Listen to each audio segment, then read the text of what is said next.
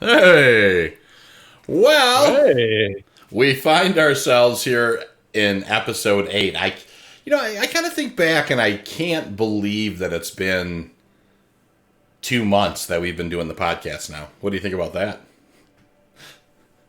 man, it's wild actually that that it's been 2 months so far. I know. It's been great, man. I love our conversations. No, it's been absolutely fabulous. I've really enjoyed it, and I've really, I've enjoyed taking some of the deep dives into a couple of the topics that we've gone into, and we've really gotten some great feedback out there. So you folks who do kind of hang in there and listen to these, thank you so much for hanging on. Thank you so much for your comments and your contributions.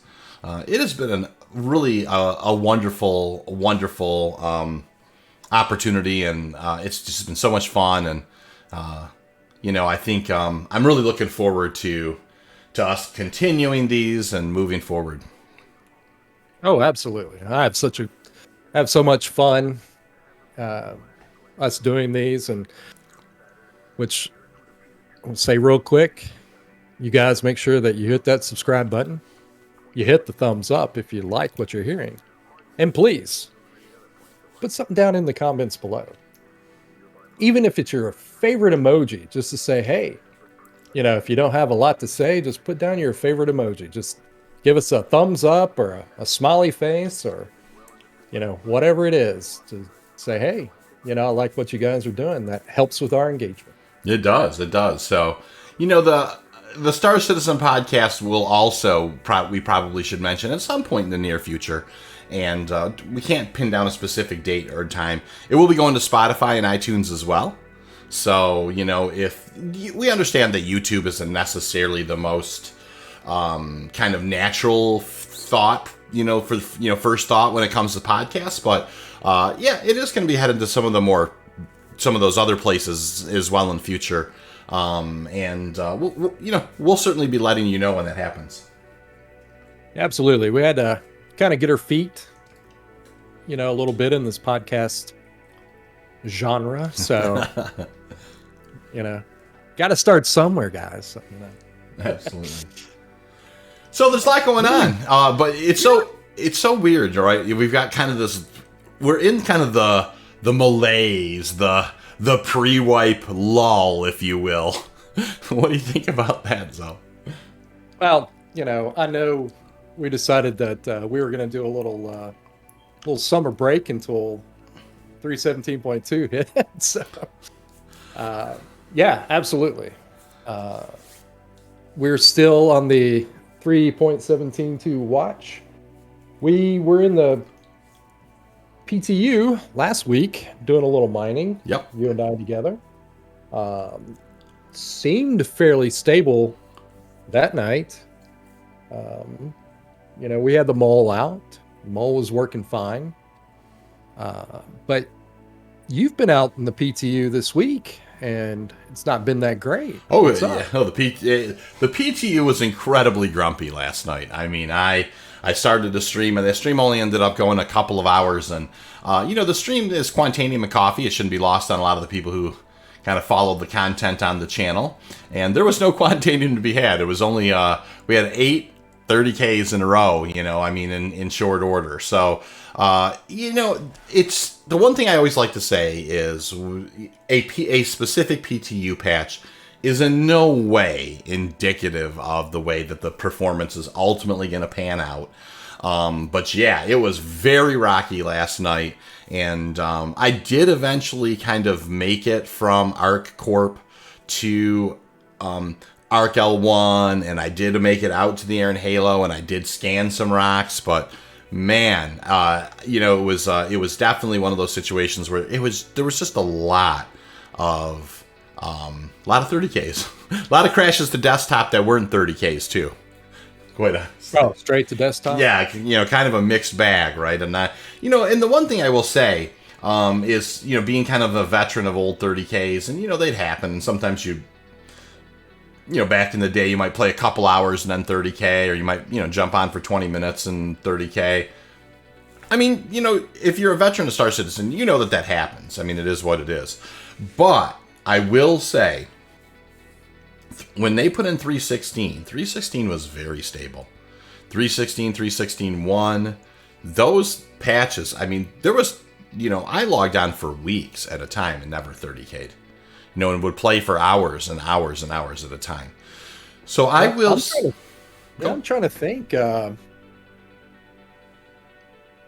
Think during that whole patch, maybe I 30K'd maybe twice. Yeah, I mean... And I will say, I don't know how the timing worked, or I don't really, have a whole bunch of insight to share. But with 317.2, I know that they were kind of up against it. Or pardon me, with 317, they were kind of up against it, and they needed to get it out there, and it just hasn't been as stable. 317 itself wasn't as stable. 317.1 wasn't as stable as 316. And I'm not in any way, shape, complaining. It is what it is. You're going to go through these different iterations where, it's going to be more stable or less stable. But, I definitely know that there's a lot going on with the new derelicts and with the Orison event and those types of things that are happening. And so they've also added a lot, some more assets when it comes to Stanton's system with the new Lagrange points and that type of thing. So yeah, I definitely would at least offer this. I truly hope, especially if the rest of the summer we're going to be playing 317.2, I'd rather it come out, on the 1st of August and be stable than get out there a little sooner and not be as stable. Well, that's one of the reasons why during 317.2 that we're getting the wipe to begin with. We have a lot of, corrupted server data. We had a lot of exploits, in the past couple of patches. But I think the big ones are the corrupted data, with causing a lot of the bugs that we're seeing right now. So with my prediction for 317.2 was, the week of the 25th. I may have to revise that because I did read a little bit on the Spectrum where they were testing, the siege this week, and, about every 30 minutes, people would crash. So it is most definitely, this last build is most definitely not for prime time. Not yet, anyways. And I mean, it is important to understand with it being the 13th, of July, obviously a lot can happen in a couple weeks. So, they could turn a couple screws or find a couple of different things and, however it works out and have a much more stable patch that could come out certainly by the week of the 25th. But I agree with you. I mean, it hasn't, we're midway through this week. It hasn't gone to PTU Wave 2 yet. So I have a very hard time believing that any time before the 22nd the patch would drop, and I'm fairly confident to say that I think that your prediction of sometime that week of the 25th is more than likely the earliest possible time that it could drop. And where I'm at with it, quite honestly, is if an extra week or 10 days would make it would clean up a few more things and make it even more stable, for the kind of, I think they're kind of predicting a little bit longer Evocati cycle for this next one. Just at least get the game into a stable, as stable as possible. Even if you have to pull back on a feature or two. Well, I'd say, maybe they're also kind of seeing how the interaction is going to be with what they're going to be doing for 318. They're going to be laying a lot of the groundwork, some of the hard points for the server migration. And, that may be playing a lot into it too, of causing a lot of the server, if we're having a lot of these crashes to desktops, that is definitely a lot of the server instability issues that when you're, implementing things on the back end that you come across a lot. So maybe these are a good thing where getting it stable in the next couple of weeks will also kind of help them progress a little bit quicker with 318. Yeah, maybe you're absolutely right. Maybe there is some kind of, they're sliding in some precursors to the back end tech that's going in 318, and there's some big, some big ticket items in the background that they've got to get worked out. I mean, that very well could be the case, and so you're absolutely right. I mean, it very well may pay dividends with the fact that they're hitting some of these snags now if they can get them worked out. Well, they they definitely seem to be adding. It's just like they keep adding things to this patch. You and I were, talking about, what's up with the Centurion. Yeah, it was something we want to get into. Right before we speak to the Centurion, though, I do want to just make sure if anybody's out there, thinking about, kind of, how they're going to approach, 317.2, I just would really like to reiterate, Zel and I are pretty convinced with persistent entity streaming and with the cargo refactor that it's very, very likely. Like, I would really bet heavily in favor of the fact that with 3.18, there's going to be another wipe.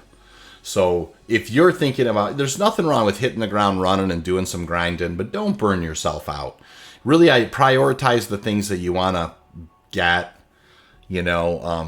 get out there and kind of go after those things and have some fun. But really, my suggestion would be in this particular patch cycle, the 3.17.2 cycle, it's probably not a bad idea to also get outside your comfort zone a little bit. Have a little more fun. Don't be so consumed with resource generation. And certainly we're going to dig in and focus on making sure that we have the things that we need, but we're not going to go, and build like the fleets that we built in the last patch, because it's only, if you only think it's going to be 90, 120 days. At the very most, it could be 150 days before there's another wipe coming. Yep, I'd say get out there and have fun. Keep those fleets light. Buy back your favorite ships that you like, right, for sure. But I wouldn't go into the paint too hard. We're a lot of our favorite ships that we bought up, like the Carrack and the Reclaimer, that we spent hard-earned mining cash on.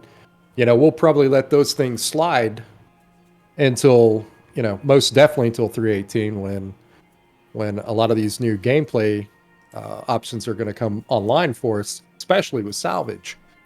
We'll definitely be buying the Reclaimer back then, but we're probably going to keep it to the minimum. This next patch with getting the prospectors built back up, getting the moles built back up, probably the Starfare, getting it purchased again. Absolutely. And then, some of your favorite little ships, your favorite little cargo ships, like, one of our little favorite cargo ships is the Taurus, and you own the Taurus. I do. That's a, there is a particular set of, I think if you're going to invest money, definitely invest money in the ships that you think are kind of the best at what they do. And so the Prospector, the Mole, the Taurus, those are ships I definitely own. And it's because those are ships that I think kind of unlock the rest of the game. Now, I'm not saying that's for everybody, but for myself, it's something that I was able to kind of acquisition over time. And that's one of the beauties of Star Citizen, I think, is you have some time that you can kind of slowly but surely work your way up, and then start from scratch again, slowly but surely work your way up, But yeah, I own those ones. Yeah, just, especially through this development process, hopefully after 318,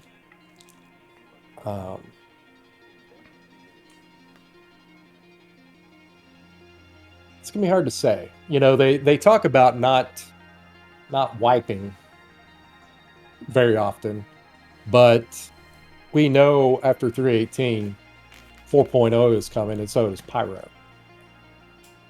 And, you know, as much as it grieves me to say, I'm probably going to say another wipe is coming in too. And that's, from the speculation that we've heard, we're going to see Pyro at the first of the year. So, we may have, fingers crossed, knock on wood and all that, we may have 318 up and running for 2.5 months before, they decide to start working on getting, 4.0 in the game. Yeah, So, and I would say, quite honestly, based on what I know, that a first of the year prediction for Pyro, it would be fairly aggressive. Maybe it will be there. I would think myself, just kind of venturing out there, that it may be more sometime by April-ish of next year. I would hope. But you're absolutely right. I think the thing that they were when they had that Odyssey, when the whole the cartoon kind of thing, with that character, what is his name? Where he kind of I forget what his name is. The thing that they do during IAE, the guy who kind of he hosts it, and he has kind of the guy who's real quiet. what is that? What's that guy? The Jeremy Clarkson guy. Yeah, I can't believe I can't recall that. Yeah. They definitely were planting the seeds for Pyro the following year, though, in those episodes. You know what I mean? They absolutely were. So I agree that I think that they would love to have Pyro. I think the game exponentially will be incredibly funner when Pyro's in as well. But it's going to be a big deal, Pyro. It is. Kind of a little bit of what we're going to be talking about tonight. It is. So just to kind of pivot back real quick, though, because you had opened the door and then I kind of shut it for a minute and kind of wanted to kind of do my PSA on don't go ham in 317 too. Don't burn yourself out. Yeah, you're absolutely right. The Centurion, which is kind of based on that platform that the Spartan and the Ballista are made of. That kind of came out of left field. I didn't expect that at all. How about you? No, I honestly didn't. I could see how they got it out pretty quick, because it's on the Spartan and the Ballista platform. Right. What uses they have in mind for it. It's an energy weapon, AA. Definitely would be something pretty good for, it's supposed to have pretty big guns. It's something pretty good for, things like Jump Town. It almost seems like you want to keep air superiority in a certain area. I agree. I think it almost seems like they're specifically trying to figure out a way to establish air control from the ground, at least at some level. It does seem like, not because you have the Ballista, now you have this. It does seem like they are definitely trying to kind of equal, because right now, ground targets are kind of sitting ducks, including tanks, that type of thing. Now, if you get enough of them, they can be devastating. They absolutely can. But, if you have, ground to air is not nearly as effective as air to ground. And I really think that they really seem like they're trying to shore that up a little bit with the Centurion. Well, with the air to ground, at some point should have missile loadouts that have air to ground instead of ground to air. We're seeing a lot of that. So you have the Ballista, that's ground to air. Yep. And then the Centurion is definitely ground to air. But we don't have, for ships right now, we don't have any except for bombers. But we don't have any ships that can lock. You know, like if you wanted to take out a ballista, we don't have any ships right now that have the capabilities of locking on to a ballista and being able to shoot a missile at it. So No, but you can you'd have absolutely to shred break it. those things on the ground if you Yeah. are competent at, with your current guns on ships. I mean, and so I think it's they are definitely making strides towards making ground units a little more self-sustaining. And I think that maybe the Centurion will go a long ways towards that. I mean, I suppose if you had, I mean, the one thing that's very interesting about it is, you could have 3 or 4 of those things there, and all of a sudden you got that's quite a heavy presence of turret firepower right there. Yeah, those are supposed to be pretty big turrets. Size fours, right? Size fours, yeah. So, you know, and also those could also be pretty devastating if you try to roll in and strafe. Um, say something like the Centurion, you could just lay into somebody coming in at you, right on the nose. So, it might be a little bit more dangerous than just, being able to. And here's another thing too. They may have the distances unlocked on that thing where you can shoot from, 2,000 meters out. Where Yeah, with a ship, you'd have to get in, in that 700-800 range to be effective. That's actually a really good point. That would be a really smart move actually on their part as well. Would be kind of giving the Centurion kind of that ground to air, giving it some a little more range to kind of keep some of the air power off of it. I mean, Yeah. You're already going to be snagged up a little bit with the fact that any A2 can come by and just kind of clear the area. Just drop the bomb on me, baby. Yeah. But something like the Centurion, I think, might offer some protection in the sense that you might be able to shoot the bomb in the air too. Depending on if you see the A2 come in and drop one, you might be able to kind of to get it up there. That's an interesting thought for sure. But anyways, yeah, I think it was just surprising, right? I wasn't expecting the Centurion. I don't think that anybody was. They certainly kept that one under locks, and It did come out of left field. it did For sure. Yeah. So I know you want to talk about what was going on this week.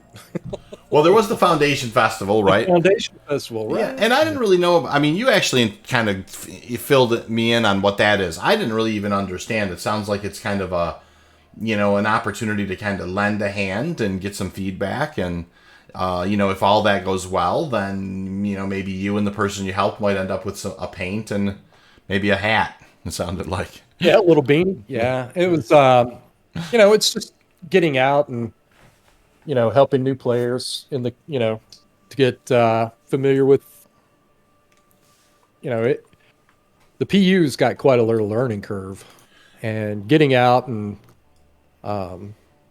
showing people around and helping them get to their ships and finding their way.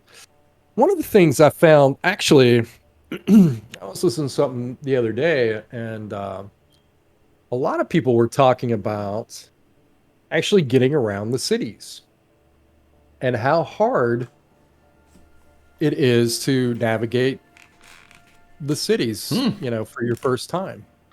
Um, you know,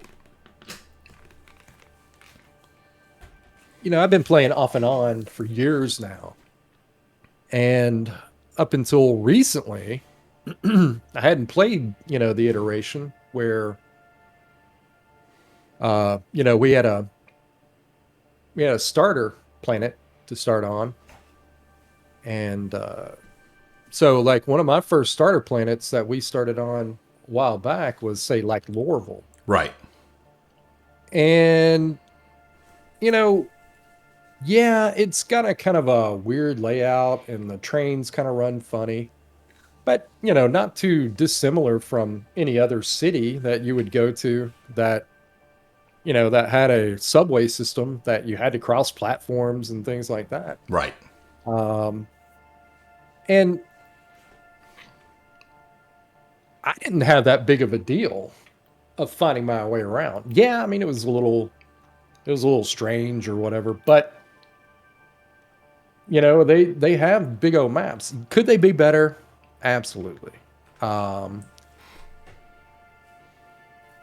but I didn't have that much trouble. What was your experience with working with the maps for the first time? You know, I started out on ArcCorp, and so it just there's only so many places to go. I think, in Star Citizen, its scale is massive, but the landing zones themselves they're not exhaustive.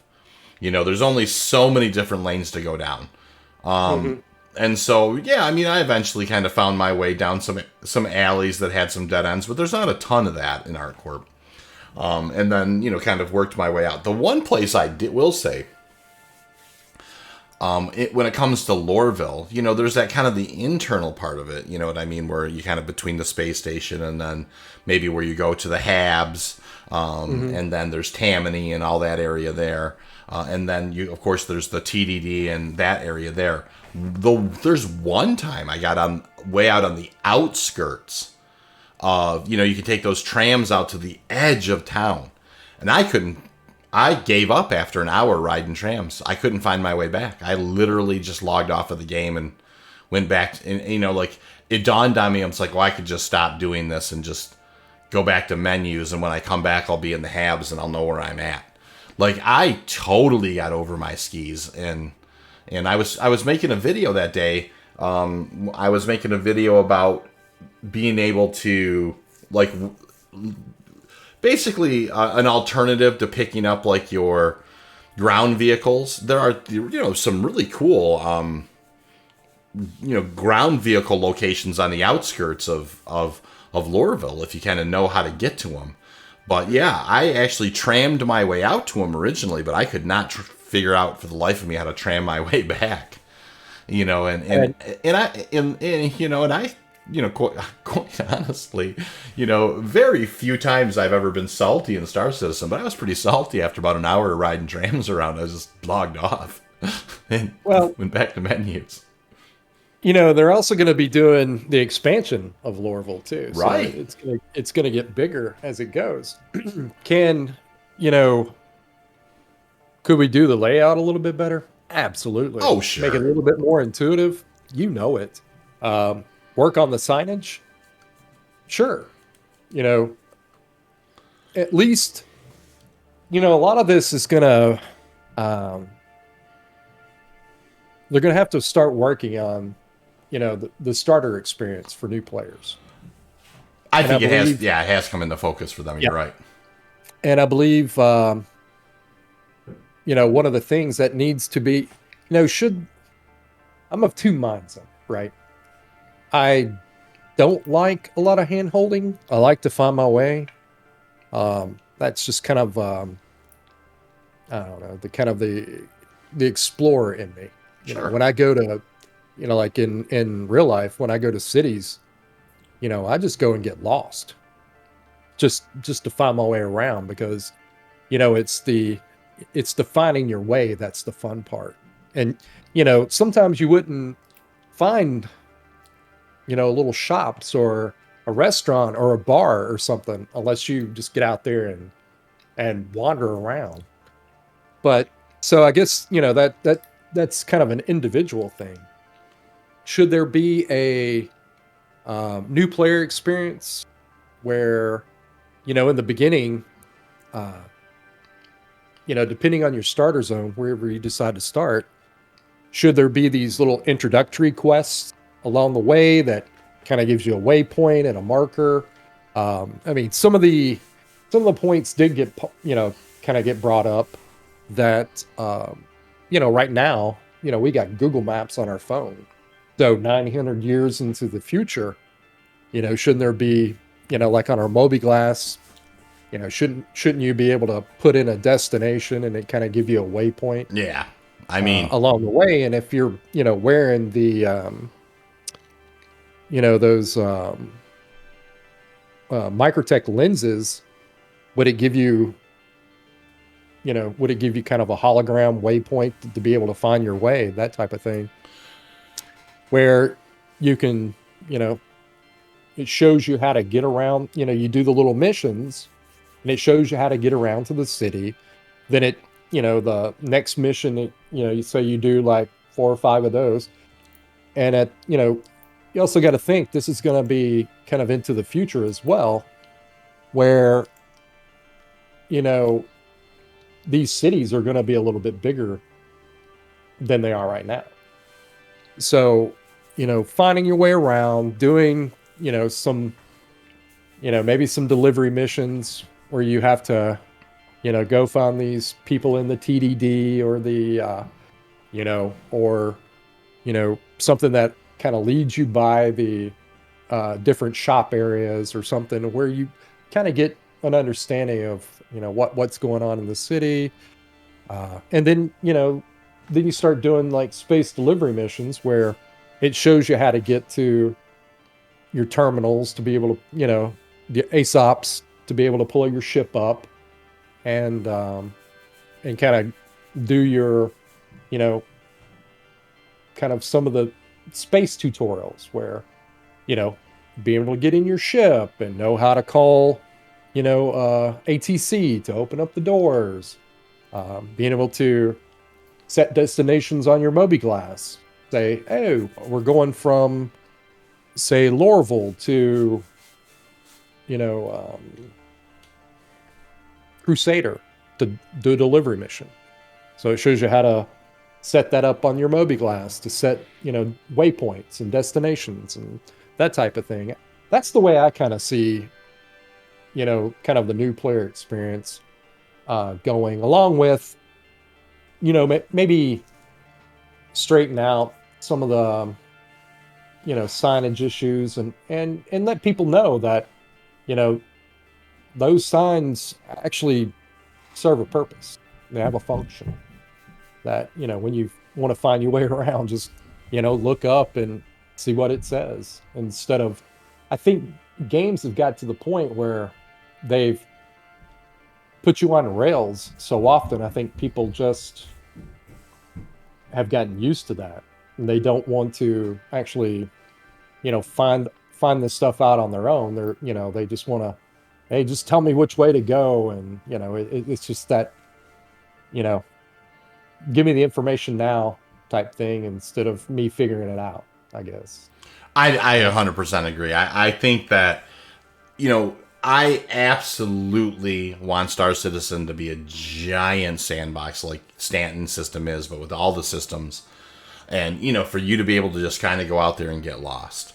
That being said, I think the first half hour, 45 minutes, hour, and maybe even dependent on how much you want to participate in it, I do believe there should be some lanes that you kind of pick, and they do introduce you to the basics of your first landing zone. They do introduce you to the basics of shopping. They do introduce you to the basics of locating your starship. They do introduce you to the basics of, the basics of a flight, and those types of things. And I agree. I mean, at some point, maybe then it branches off. Like, are you going to be a combat pilot? Are you going to do more of a delivery thing? Are you going to go out on a search and rescue? Whatever it is, right? Whatever lane you want to kind of go down. And it doesn't have to be story driven for a long time, but I do agree 100% that the first couple hours, you should really kind of be, spent acclimating yourself to the systems and those types of things. And it's so funny with what you were saying, because I just was watching this this developer thing on a different game. And it doesn't really matter which game, but they were talking about how dungeon dives, like in MMOs, have really become very linear. Mm-hmm. They basically...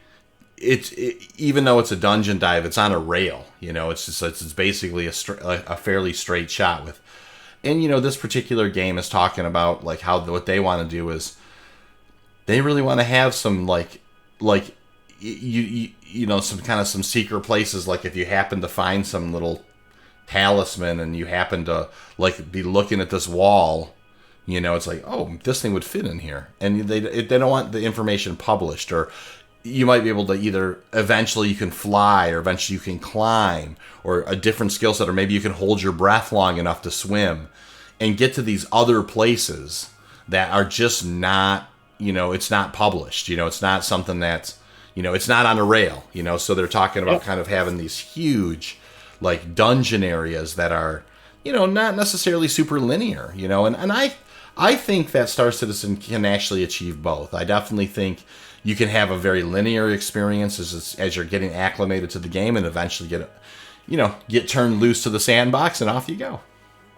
Well, I feel like it, yeah, I get it with a lot of these games, but, one of the things that they said kind of killed, gameplay in WoW was the introduction of waypoints for missions. Where, yes, there were mods that did them, but, just implementing them into the mission system where you click on it and go, oh, well, I go to that. Well, shit, you don't even read the mission anymore. You Right. just, I know, all you're looking for is, look for orange waypoint. That's all I care or need to know. Hell, sometimes you get there and go, I don't even know what I'm supposed to be doing. That's exactly right.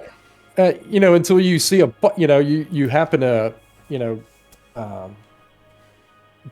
take out a creature and it goes, oh, 1. And then it gives you the UI where it's like, 10 of these creatures. And you're like, oh, I'm supposed to be killing 10 of these creatures. Okay. All right, fine. Yeah. You don't find your way anymore. It kind of killed the game a little bit where, people weren't out wandering around, exploring, seeing things along, seeing all these different things along the way as you went. You were just beelining it. I gotta, this mission's here, beelining it there. This mission's there, beelining it there. Turning in, you didn't get any of the narrative because you didn't give a shit about what was written in the mission. Right. You're not, how many times have you went back and go, shit, I don't even remember what I was supposed to be doing on that last mission. I forgot. Maybe it was something that was kind of a 2-parter. Right. And you have, these things where, it's just go from point A to point B and then come back to point A instead of, trying to find your way, I guess. People say, well, I don't want something too overcomplicated or whatever. And, I get that, people, Sure.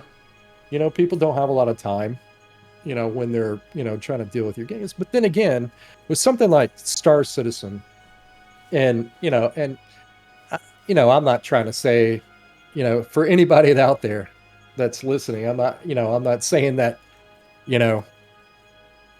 this is the only way to do it or whatever, or even that, for people that, have restricted time, that, it has to be that. And I understand, but, absolutely, like you were saying, for a game that's a big, gigantic sandbox, and we're, here shortly, we're going to kind of go into how big the sandbox is going to get, is, hey, man, learning your way around, not having a waypoint for everything. Sometimes, the fun part of this game is exploring and finding new things. I remember one time I had to do a cave mission, and the mission bugged and it didn't even give me a waypoint. And I had to find the cave on my own and complete the mission that way. And yeah, I spent probably about an hour kind of in the little area that I thought the cave was going to, be, and was flying real low to the ground and, finally saw the outcropping and landed and completed the mission. But, it was kind of a challenge for me to see if I could actually do it without the waypoint. And I feel like a lot of what Star Citizen has to offer isn't always about the waypoint. It's you finding your way, and to you, and then completing a mission like that, it was more of a challenge, and I felt definitely more satisfied than if I'd went and had the thing done and dusted in 30 minutes. I agree with that 100%. Two of the most amazing experiences I had in Star Citizen, which, just kind of that blew my mind, were the one time I think I was in HURL 3, and I wasn't that far. Like, I was just kind of cruising around.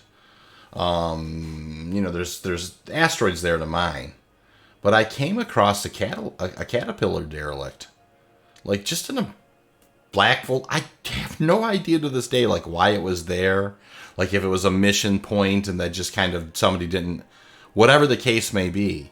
Like, I had never, at that point in the game, had never kind of EVA'd that much, and had never really, had certainly not spent a lot of time outside my ship, and I don't even think I had I don't even believe I had a pyro tool with like a tractor beam on it. But I ended up just kind of, EVAing out and going through this derelict, and it was the lighting and everything. It was so incredibly just spooky, and eventually I rounded this corner and there was a floating, a dead NPC there, and it just, it's just like, oh, this poor soul, moment, and another time I remember, I hit like Sal 2 or something, or Sal 5 or something on Lyria, and they had just introduced those caterpillar derelicts, and I was just cruising around, and I flew over one, and it was kind of like, it was just getting dark and it was snowy, and I just kind of had crossed over one, and it just kind of floored me.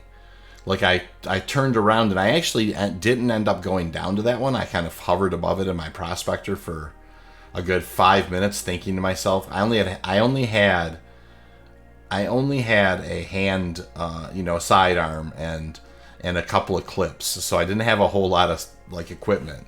And I was like, should I do it? I'm like, nah, I'm just gonna go back to mining. But it is that kind of.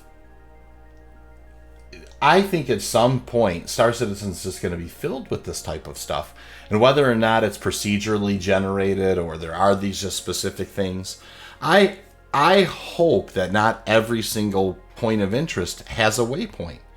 I think it's important that they don't. I think that there are going to be. I mean, we talk about discovery in space or discovery on the surface of one of these moons. I hope people run across things that just like blow their mind. And I think that everybody wants that. I think universally everybody wants to have that moment where it's like, I can't believe I just found this thing, and then like maybe it's like 200 like husks of ships floating around. And you're like, what the heck even is this? And then maybe if you went and dug in the lore, you realize there was like that was like one of like a Vandal battle had taken place between the UAE or something. Yeah, it's something we talked about on one of our podcasts in the past. So yeah, exactly. If you guys want to go back and listen to some of the old podcasts, if you missed that episode, definitely go back and listen to some of the old ones. Salvage, baby. We talk about old salvage and finding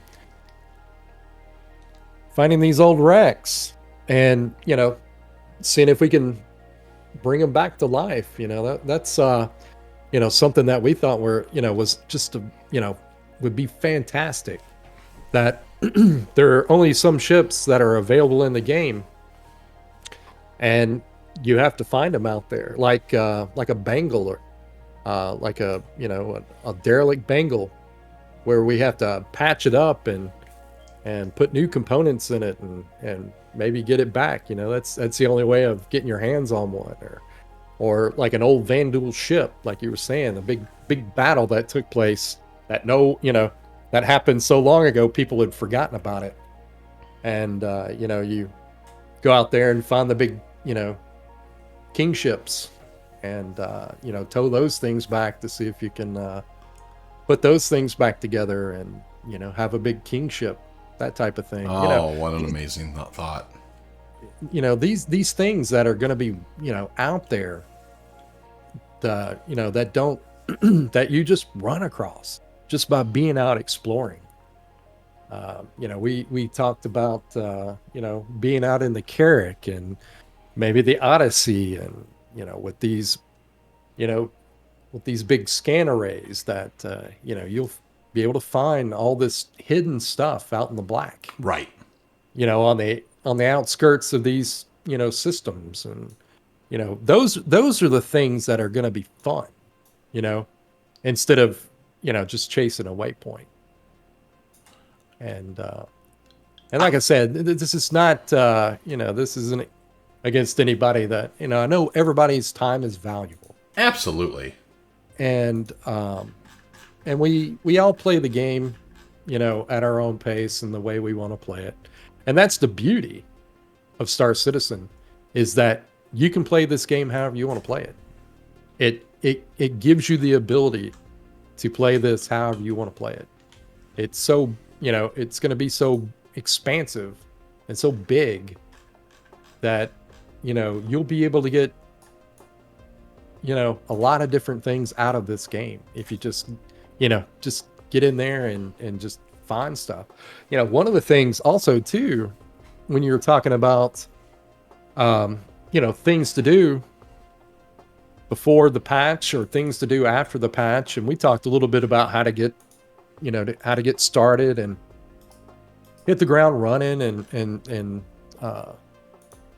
finding these things. It's like all these new points of interest and things that they're adding into the 3.17.2. They're just gonna keep adding patches like this more and more, and there's just gonna be more and more things to see. And really, you're talking about things to do. Get out and explore. Go find these waypoints. Go find where Jax McCleary did the big paint job on the buildings on Microtech. Yeah, that's his name, Jax. That's exactly right. Yeah, Jax McCleary. That dude. Go find the oceans on Calliope, the frozen oceans on Calliope. There's all these places to see and things to do, and if you haven't went exploring some of these big caves, go explore those big caves. They are so much fun. You don't even have to have a mission, just go do it. They're a lot of fun, and they're so big. We were in them the other night, and just this one, we couldn't believe how daggum big it was, and how it split off into all these different branches and things. And we went and explored every little nook and cranny. Well, actually, if I'm to be honest, we actually didn't explore every nook and cranny. We didn't go, get all the way through the place. We got to another side of it, and it had where you had to drop down and find your way. And we didn't get all through it. One of the peoples that was with us, they had to go. We had already been in there all night. So that's crazy. But that just goes to show you how much time and effort these developers have put into something as simple as a cave. And this was one of those caves that we had to fly into. It was really deep and went into the ground, and it was amazing. And if you don't get out and explore and find out a little bit about these things, it's like, yeah, we play in the PTU all the time, and then you look over to the other guy and you're like, man, did you know this thing was there? Nope. So there's so much out there to do, and so much out there to see, and that's just in Stanton right now. And they're adding new stuff all the time. 3.17.2 is just another one of those patches that's going to be adding a lot of content. You got your reclaimer derelicts. Yep. And then you have kind of there are these outposts that are just kind of abandoned. and they're actually going to be mission points. And then there's also going to be at those places some AI that are actually going to that are going to work, fairly cohesively with the actual layouts of the navigation mesh. The AI navigation mesh should really help the AI be smart and responsive and kind of deal with the areas they're in. So I agree 100%. I think that there are these nooks and crannies that are starting to kind of appear in Stanton that really are going to kind of give way as the seeding building blocks for the rest of the star map. Oh, yeah. I mean, the way Stanton is right now, there's months of content. If you started playing Star Citizen right now, there's months of content to just get out there and explore just in Stanton. You could play for a couple months and still not had seen everything. So, just getting out there and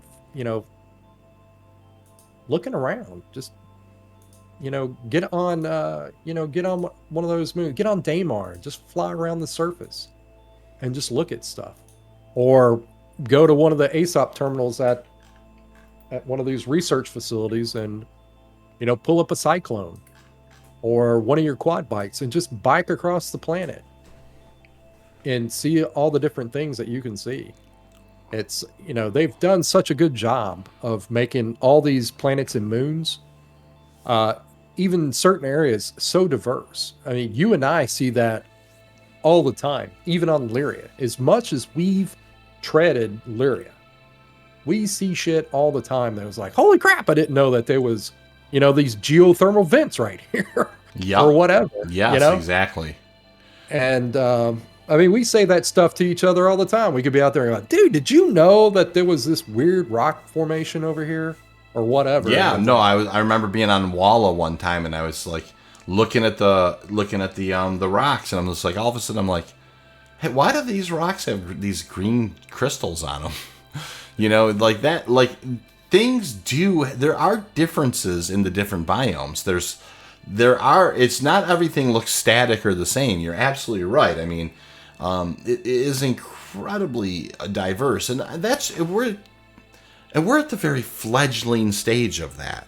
So, yep. I mean, the one thing I will say is, and it is a theme that you and I come back to quite a bit in the podcast, is the scale of Star Citizen is going to be incredible.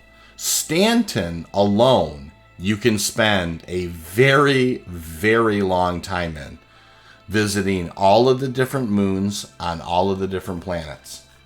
There's each one of these places. It doesn't matter if it's like Clio or Euterpe or Calliope. It doesn't matter if it's Aberdeen, Ariel, Ida, Magda. It doesn't matter if it's Lyria or Walla or Selin, Yella or Daymar. And those are the moons. They are all unique. They are all, they all have their kind of this incredible cycle with how, you have the light and dark of, with the way that they orbit Stanton, sun, so there's just, it is a really amazing thing when if like you said, if you grab just like a ground vehicle and you begin kind of going, you cover vast distances with your starship. When you get on foot and you begin looking at the scale of this game, it will floor you. And there's nothing truly more breathtaking. I was hooked. I went to this cave mission. I used to do cave missions quite a bit. I used to hand mine all the time because the only thing that was persistent in the entire Star Citizen universe was the backpack. And so I could hand mine, I could put Hadnite in the backpack, and if I 30K'd or whatever, it didn't matter. I still had that stuff in the backpack. And so, I would fill up a Pembroke backpack, and I was, happy to do it. And, I remember coming out of this cave, and it was nighttime was daytime when I went in the cave. It was nighttime when I came back out of the cave. And I'm standing there and on Daymar, a desert planet. And there's my ship sitting there that I landed. And above my ship was Crusader hanging in this, in the heavens above. And it was just that moment. I was just awestruck at the absolute audacity of what it is they're trying to accomplish in Star Citizen. And it's so, for somebody who lives in this era now, and we're blessed to live in 2022. We really are. But we are not going to see, the future where, we can, of course, we're blessed that there's fantastic movies and fantastic authors and books and these types of things. But we're never going to experience, flying a spaceship on a distant planet. That's just not in the cards for us, as far as I know. But you know what? The nearest thing to that is an experience like you could have in this game, and it is, and not only they didn't go for a cartoony stylistic thing, they went for fidelity. So it is an absolutely stunning experience when you find yourself kind of hand binding, in a cave on a remote moon off of a gas giant, and you can look up and you can see it there, and it's unbelievable. It's just it's one of those things where you just kind of take it all in for a minute, and you're like, this is special. There's I've played a lot of I could go through an endless chain of PC games that I've played in my life, and so many of them are near and dear to my heart. But Star Citizen I'm incredibly endeared to it because of these experiences.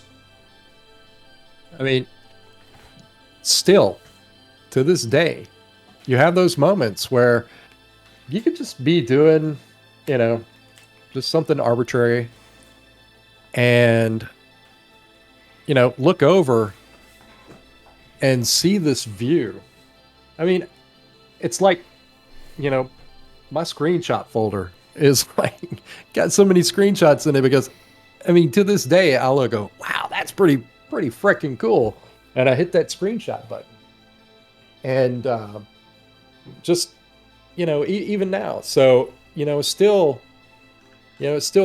gets me even to this. And this is just, we're talking about Stanton. We're still in Stanton. Right. There's a lot that still needs to be done. And with, they are, so we're going to be dealing with 100 star systems.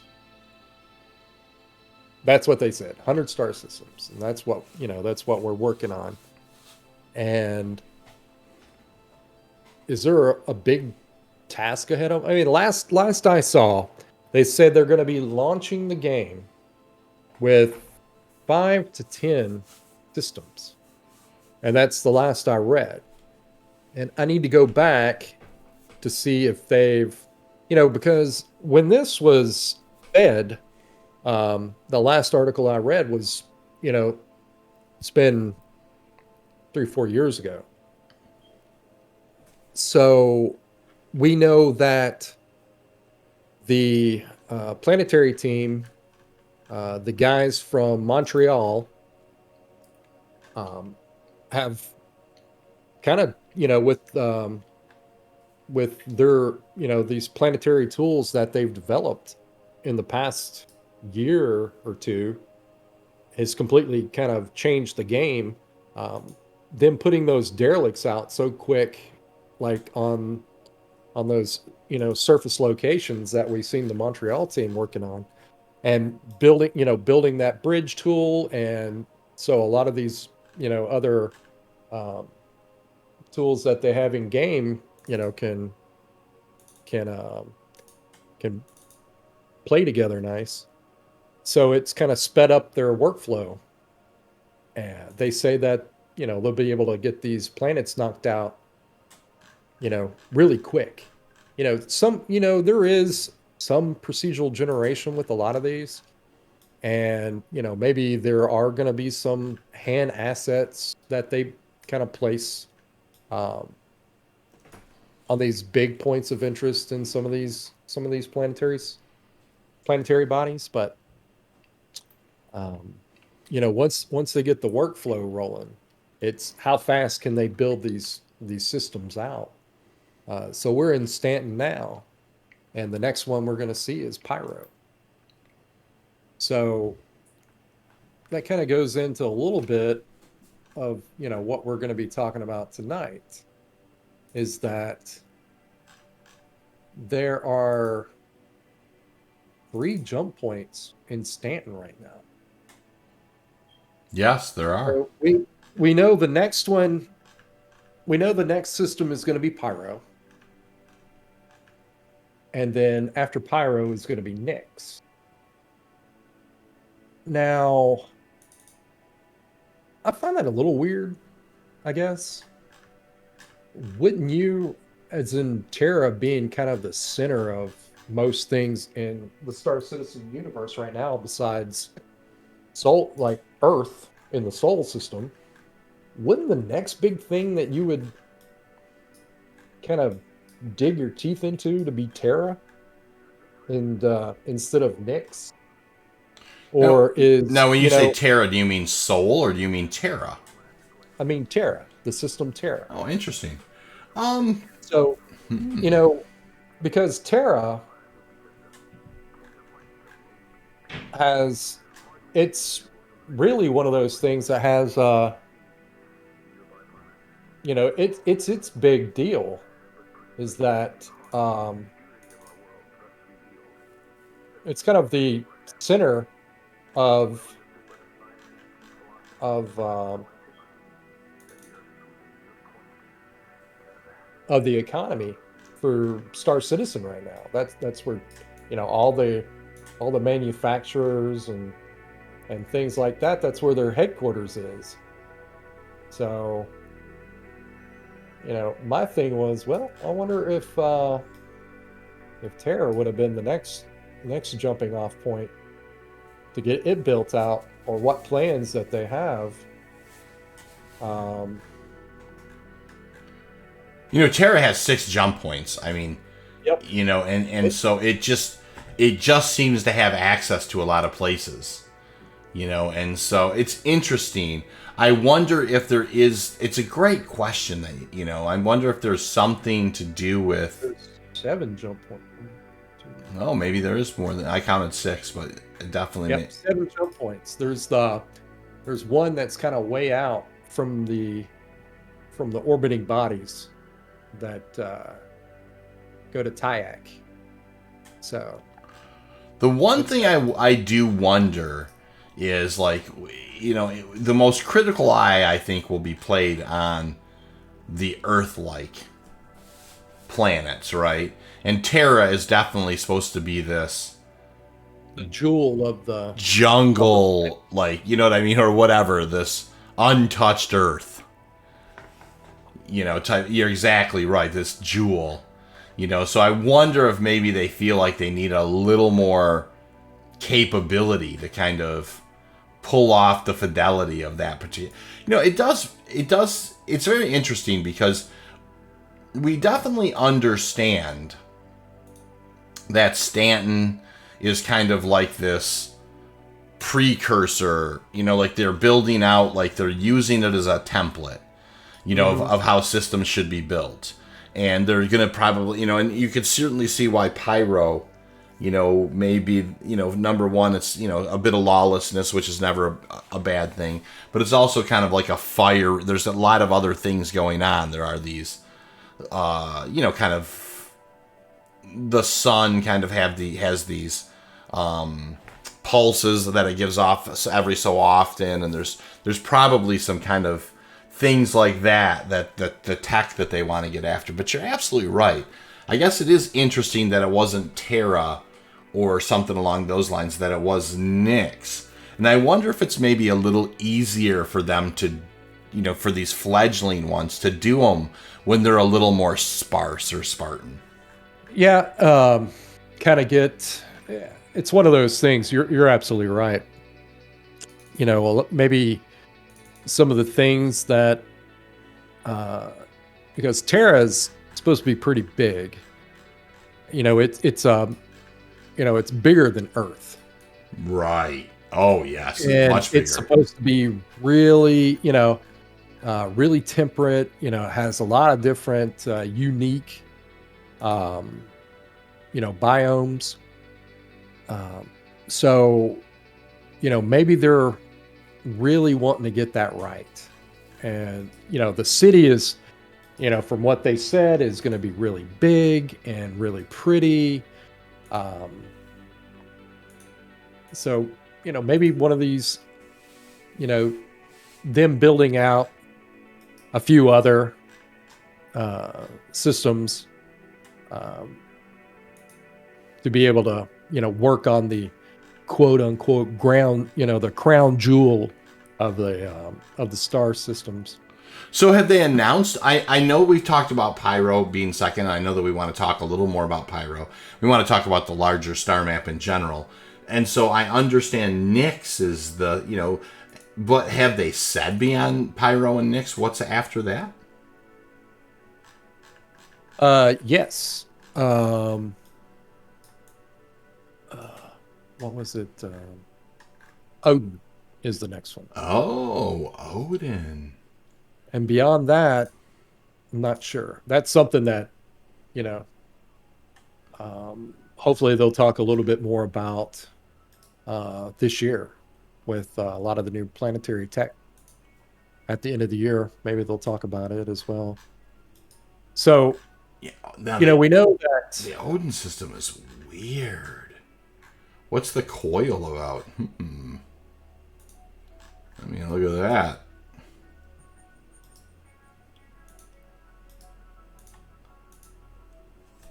Asteroid cluster is thought to be the remains of the first planet in the system. Oh, destroyed by the star in its red giant phase. Known as the coil, it is beset with a constant electrical storm. Oh, imagine that in your mind. Although independent mining outfits are strongly discouraged from operating in the coil due to the environmental hazards and roaming outlaw packs that have been known to hide out in the area, miners continue to try their luck extracting the valuable minerals from this cluster. Ooh, that seems like it's got you and I written all over it. Doesn't it? Oh, my stars in heaven. Here, let me check out. So that's an Odin. That's crazy. Yep. Yeah. So from Nyx, there's a jump point to Odin. Yeah. So I was curious. I was like, well, shit, man. How are we gonna get to? So yeah, holy let's see, 1, 2, 3, 4, 5. And Nyx has got these. I mean, Nyx has these different rings, the Glacium ring, and and of course the Krieger belt. Yeah, it's way out there. No kidding. It is big. That is going to be. Of course, you have Delamar, which was a planet that was in Stanton, but it was just kind of a placeholder type. Yep, that's right. It was in Stanton initially, and that's out. That's in the Glacium ring. So you can see how that's all going to fit back out there. That's just this. The game is about the. I mean, let me ask you this, just because we're pontificating a touch here, just. When I would imagine that, if I were a betting man, I would say that Squadron 42 is coming out sometime next year. Maybe first quarter 2024. But I would think maybe when we saw on the progress tracker Christmas release or something next year. Not this Christmas month, and a lot of this stuff, a lot of the story is being wrapped up. They're finishing off the last little bit of mocap. Yep. They're polishing up a lot of these missions. If I was I mean, yeah, I would say it would probably get pushed to 24, but if we're really optimistic, I would say at least by Q3 of next year, they're going to really be talking about it. Yes. And so I think now you're absolutely whether, right. I bet you they're going to probably shoot for a Christmas launch. Not this coming Christmas, but the following Christmas. I would be surprised if they're not trying to. I mean, because that's a lot of water under the bridge between now and then. oh yeah, well, look, like I said, we just looked at the tracker, and a lot of this stuff is being wrapped up. Yep. All the, they're still working on, AI. They're still working on, props and things. And what I mean by props, new weapon types and, um, things that I guess are going to be functional for the story. Like the Centurion, I would imagine. Like the Centurion. Yeah, we're probably, most definitely going to see that, pop up. And, not to get off on a, to hit that four-wheeling, but, one of the things that I was thinking about when, I was looking through a lot of this Squadron 42 stuff, and you and I, we're just positive dudes, right? So Sure. we're excited about, a lot of stuff, but we do have criticisms. And, we're asking ourselves the other day if, we're really that excited about Squadron 42. And we both were just kind of like, yeah, I mean, it's going to be cool, but, basically we saw it as kind of a stop block for things that happen in the PU. We think it's going to be a great game, and we're really wanting to play it. But if it was our thing, it seemed like it slowed up a lot of things in the PU, and that's the way we kind of saw it. But it got me to thinking, though, a lot of these assets that are being developed. One of the things being, say, like the Valkyrie, where we were trying to come up with use case for a lot of these different ships. And can we come up with use case in the PU right now? Sure. I mean, there's, for being in for org things and that type of gameplay. And in the future, going to war with another org, especially when things like base building is a thing. People owning, pieces of land on these, different planetary bodies. Yeah, you could definitely see that being utilized for sure. But a lot of it is being developed for Squadron 42. Absolutely. A lot of these ships that we're like, well, it's cool, but what are we using them for right now? A lot of these is, and I kind of, it made me chuckle a little bit is that, this is their way of, paying for the game, keeping it rolling, is that they are introducing these assets for Squadron 42 as concepts for people to, purchase these concepts for Squadron 42, in a sense, paying for the game being built along the way, which honestly is kind of a smart thing to do. Oh, I think, like whether or not they thought about this business model kind of in advance, or they just kind of worked their way to it, I don't exactly know. I'm sure that there's probably, the truth is always somewhere in the middle, right?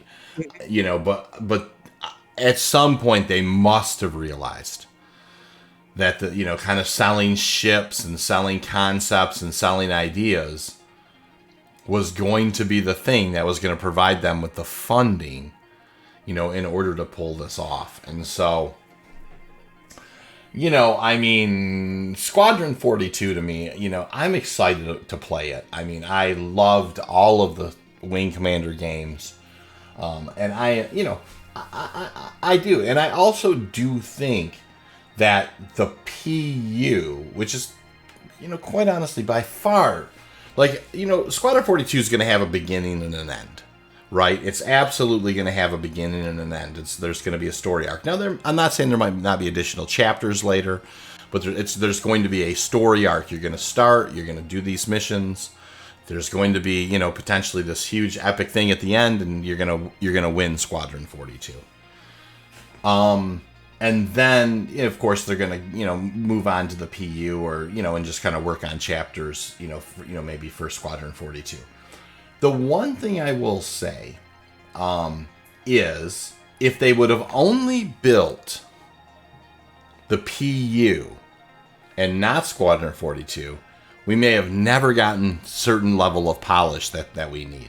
And if they, so Squadron 42 to me, it is playing a very important role in the sense that if you have a single player game, especially if it's a AAA title, with the type of funding that Star Citizen has, been blessed to have, it's going to have to be at a particular level. And that level is going to have to be, fairly tight on the screws. It's going to have to be done fairly well. And because of that, I think the PU, like if they would have only set out to do the PU, it would have never has been as good as if they didn't have Squadron 42. Just because Squadron 42 forces them to actually solve specific problems and deal with specific issues that they would have never had to have deal with in the PU. And a big part of that has to do with AI. And so it's gonna, they've really done a brilliant job. When you have Star Marine and you have Arena Commander and then you have the PU and then you have the single player game, all of those things kind of are working cohesively. Like I said, I don't know like how much of this was kind of planned out in advance and how much of it they just kind of got lucky and got funding and were able to kind of really kind of get some big brains in the room and kind of figured this out. But they're really in a very, very good position. And I think, I'm super excited to play Squadron 42, but I'm also, like, to me, the end game is the persistent universe. And like building our own bases, having epic space, confrontations over resources, or just finding a quiet little place in the galaxy that you just happen to like, and just building your base and being a space farmer, and occasionally hauling in you really can. It's almost like a second, like you see like The Sims or Second Life or something. Right. I could see definitely an angle where some people just, the only thing they want to do is log in, work on their space farm, and occasionally just, hang out with friends and kind of haul their crops and, every so often, so they have a few space bucks in their pocket. I couldn't agree more. And with with that notion that, it's kind of that chicken or the egg type thing. We knew that he was wanting to build, his next big, fighter game, and then had, then got to talking and said, let's build this living and breathing world. Let's make, let's just throw everything at this thing and make it something that's never been seen before. And I agree that Squadron 42, during its development, we talked about it before about, a lot of the development time has really went into building all these tools out to kind of streamline the process. And they knew they were behind the 8 ball when it came to just exactly what we're talking about tonight, is building out all 100 of these star systems. Right. And we know that the planetary tech and the environmental artists, they've they've consolidated all this stuff to start being able to build this, all this out a lot faster. And I absolutely agree with you that Squadron 42 ended up being their R&D. It was a singular focus. So you put the singular focus on one thing. That way it, can't get diluted or whatever. And use it to R&D everything else, because there is parity in Squadron 42 and the persistent universe. All these assets that are being developed right now and designed for Squadron 42 are all assets that are going to be used in the persistent universe. So I believe that, it having, I totally agree with the assessment that having a singular focus on one thing and developing that to be, something that no one's seen before. Yes, it's going to be a AAA game. Yes, it's going to be linear because it's story driven. Yeah, it's just like any other game, we've played. But the great thing is that, we talked about earlier in the podcast about having these introductory quests for new players. Well, Squadron 42 is actually going to be that, right? It's going to be the, hey, this is how you get used to doing all these things that you're going to see in the persistent universe. Even to the fact that, finishing the game, you're going to come out as a citizen, because the game, the way the narrative rolls is that you have, you know, you have been in the UEE Navy, and that you have been in the military, and that's, the way the lore rolls is that you have to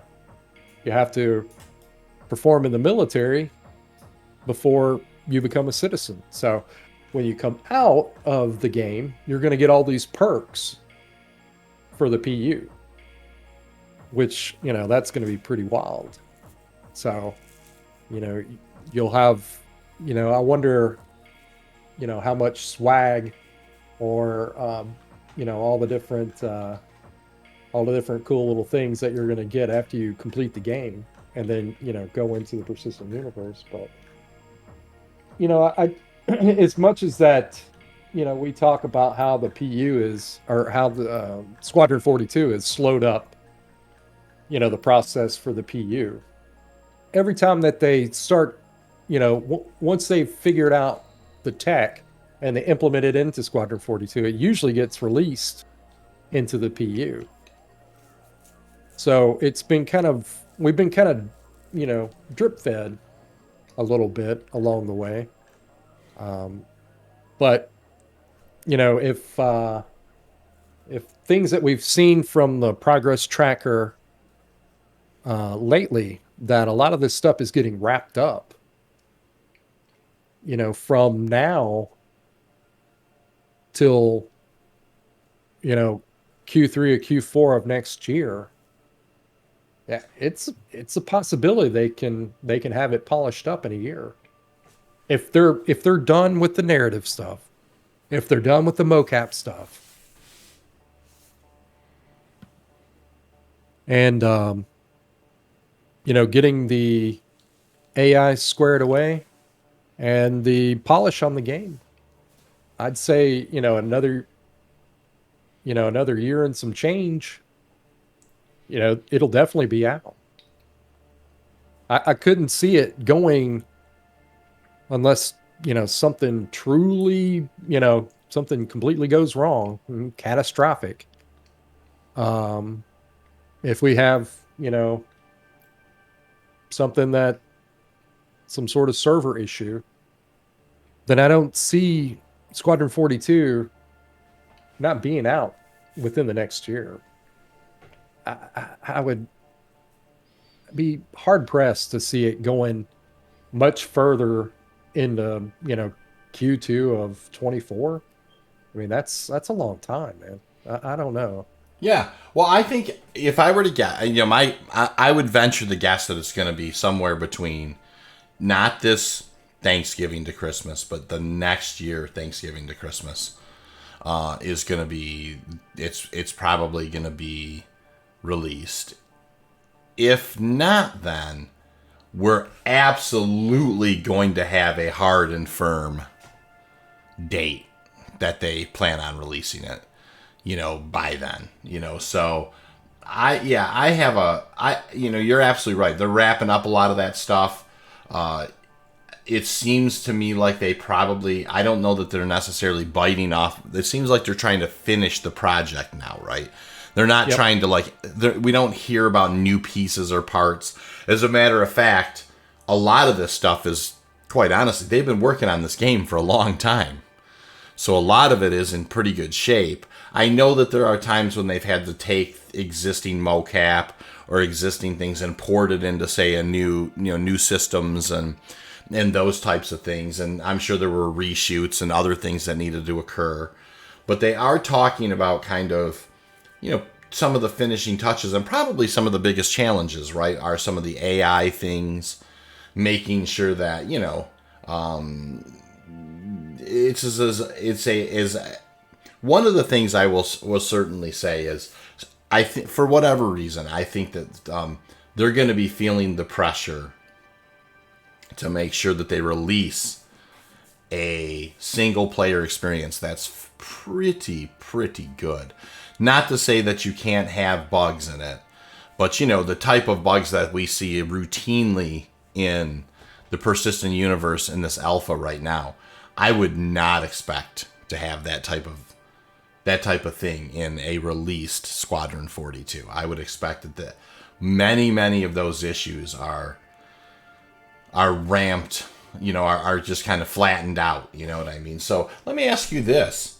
Mm-hmm. Do you think that when you play because I don't know, do you think when you play Squadron 42, it's going to be just another choice that's kind of on the splash screen, like Star Marine and Arena Commander in the Persistent Universe, and when you go in there, it's gonna be you're the only, is there gonna be multiplayer in Squadron 42? No, not single at all. Player. Nope. So that's going to be it's going to be very interesting when, it doesn't have to worry about all the other people's perspectives, for sure. They're going to be able to do it. I mean, that's probably going to clean up a lot of what they have to deal with in the PU is kind of simultaneously dealing with every single other thing's perspective. Oh, yeah, absolutely. So with Squadron 42, it's going to be, 45 hours worth of gameplay? And it's a single player. It's playing through the storyline. It's playing through the Vandal attacks.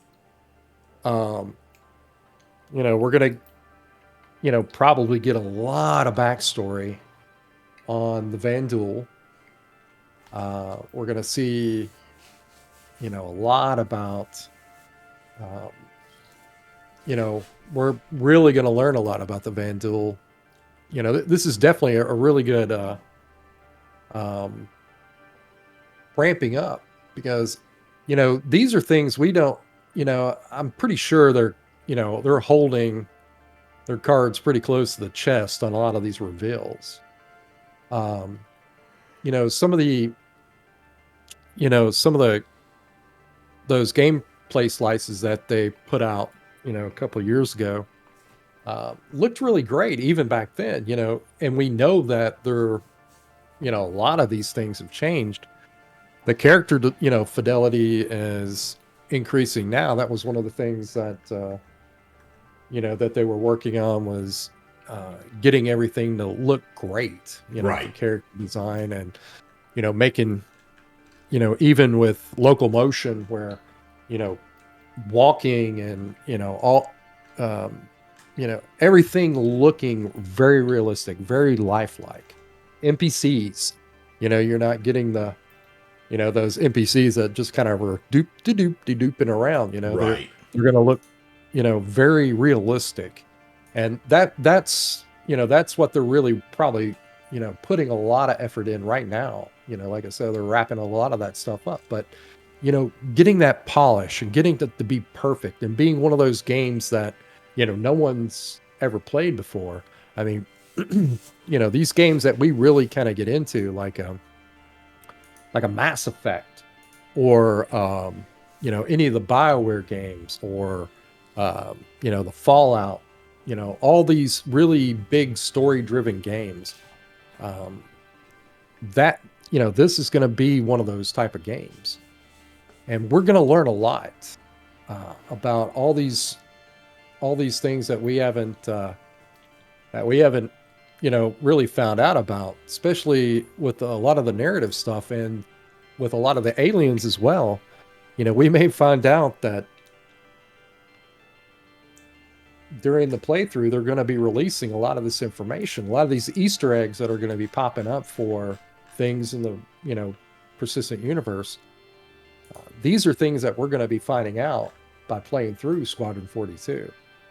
Not only is it going to be fun, but it's also going to be paving the way for things that we understand about the persistent universe as we know it right now. It's like, maybe the Xi'an, maybe we find out a little bit more about the Xi'an, that they're, really kind of secretly fighting against us and helping the Vanduul. Right. There's definitely going to be some reveal stuff. I see what you're saying. It's the other day, I was looking at a lot of those Vanduul ships and like the big King ship and things like that. And I started thinking, if, the Vanduul are a race of kind of hit and run strip mining, they don't advance their technology. Who in the Vanduul society are the scientists or the engineers that build and develop their ships?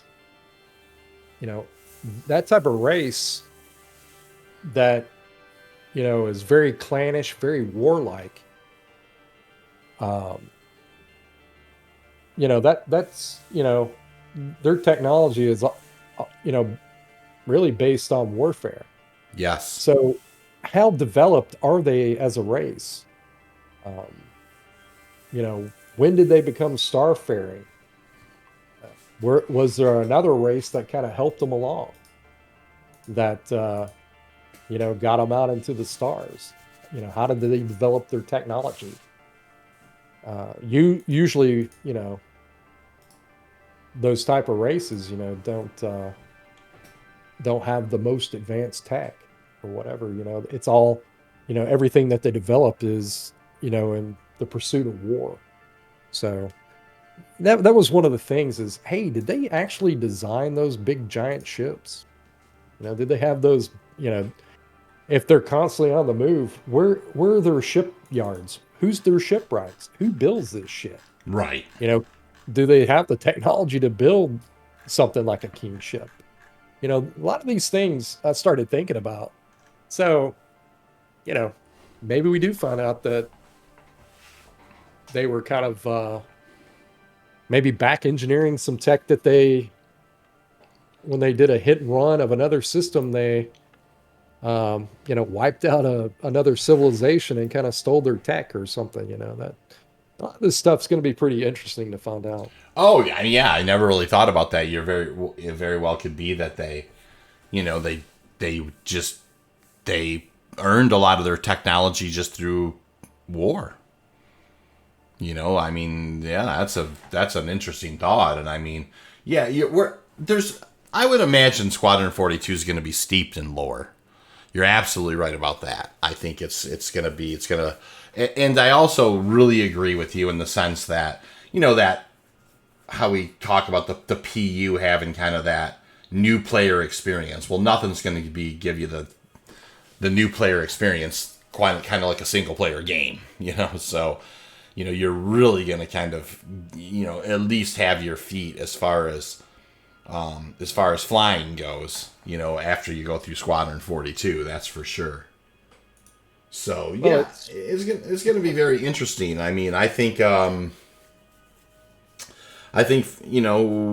they kind of it's I'm really looking forward to IAE, right? I mean I am. I know that that's a little ways out, kind of in November, but it's a lot of the tells about kind of where we're going to be at. Because let's say let's play devil's advocate and say 318 gets pushed back. They're not ready. It gets pushed back to the first of the year. That type of thing. Then we're going to kind of know, oh boy, we're, dependent on where things are at, for the PU, I don't think any of that stuff really affects Squadron that much right now. I think they've kind of I think they've pulled in all the key core assets, and they're focusing heavily on getting Squadron to an absolute finished and playable state. But it will be interesting to see, over the next, say, 6 months, will we absolutely 100% see the persistent entity streaming? Will we absolutely 100% see the cargo refactor? And with those things that are, how are they going to change the everyday life in Stanton? Is going to be very interesting. Yeah. So with, everything goes well, 318, comes off without a hitch. Mm-hmm. And, the next big thing up is Pyro. So, we're looking at the star map now. We know at least a few of the systems that they have plans for. Like I said in the beginning, it was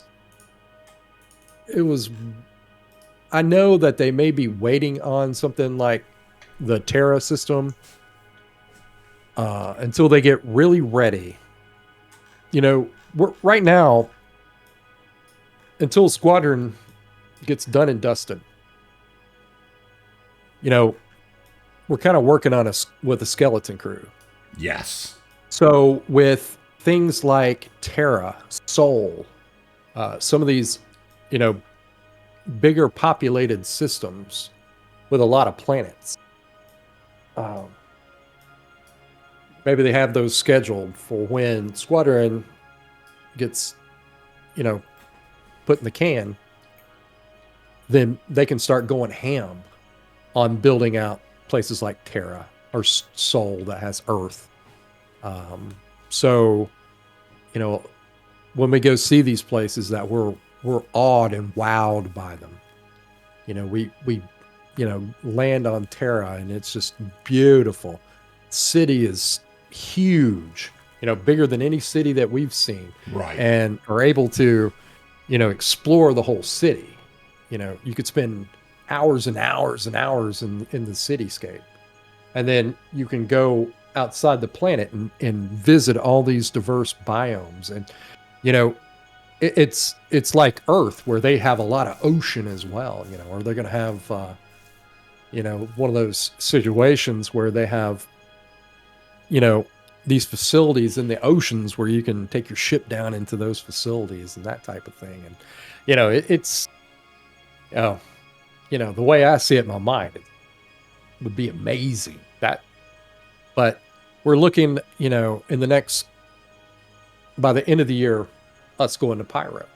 So we're going to jump, the jump point in Stanton, right outside the Aaron Halo, or right inside the Aaron Halo. It's where the jump point to Stanton is. From Stanton to Pyro. And then we roll into Pyro, and we know that Pyro is considerably bigger than Stanton. They when they were developing Stanton, we we realized that it's basically the kiddie portion of what these systems are going to be in the future. Yeah. So with Pyro being almost 4 times the size of Stanton in distance and, the planetary bodies, things like Lyria right now, even though it's a decent sized moon, but it's like, in diameter, it's like 2 million kilometers in diameter, which seems huge, right? That's crazy. For a game. I mean, even some of these smaller moons like Calliope, or some of these other smaller microtech moons are like 1.8 million, and these are going to be bigger in size and scale than the planets and moons that we've seen so far. So having all these being bigger and the spanses between the different planetary bodies and the outer ring, the outer rings of the system, are going to be much more expansive than we've seen so far. And when we were looking, that jump point from Stanton is way out there on the furthest of that orbital ring. You're absolutely right about that. And so, coming into the center of Pyro, these distances are going to be like, the distance that we travel from say like Microtech to, ArcCorp times 2. So we're going to have some travel time in there. Not to mention, then that's when we're really going to start getting into this fuel efficiency and what drives we should be using, and but all these things, and how much more dangerous it's going to be because it has an unstable star.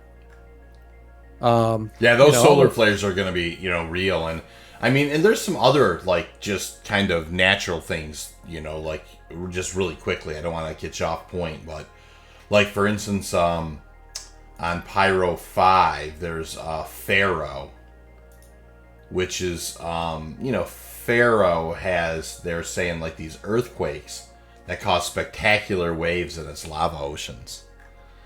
Yep. That kind of stuff. I mean, we talk about kind of how like like how Stanton's kind of a template system or like a proving ground or like it's kind of like your beginning sandbox to create the things that are going to kind of be some of the building blocks as you build the larger star map out.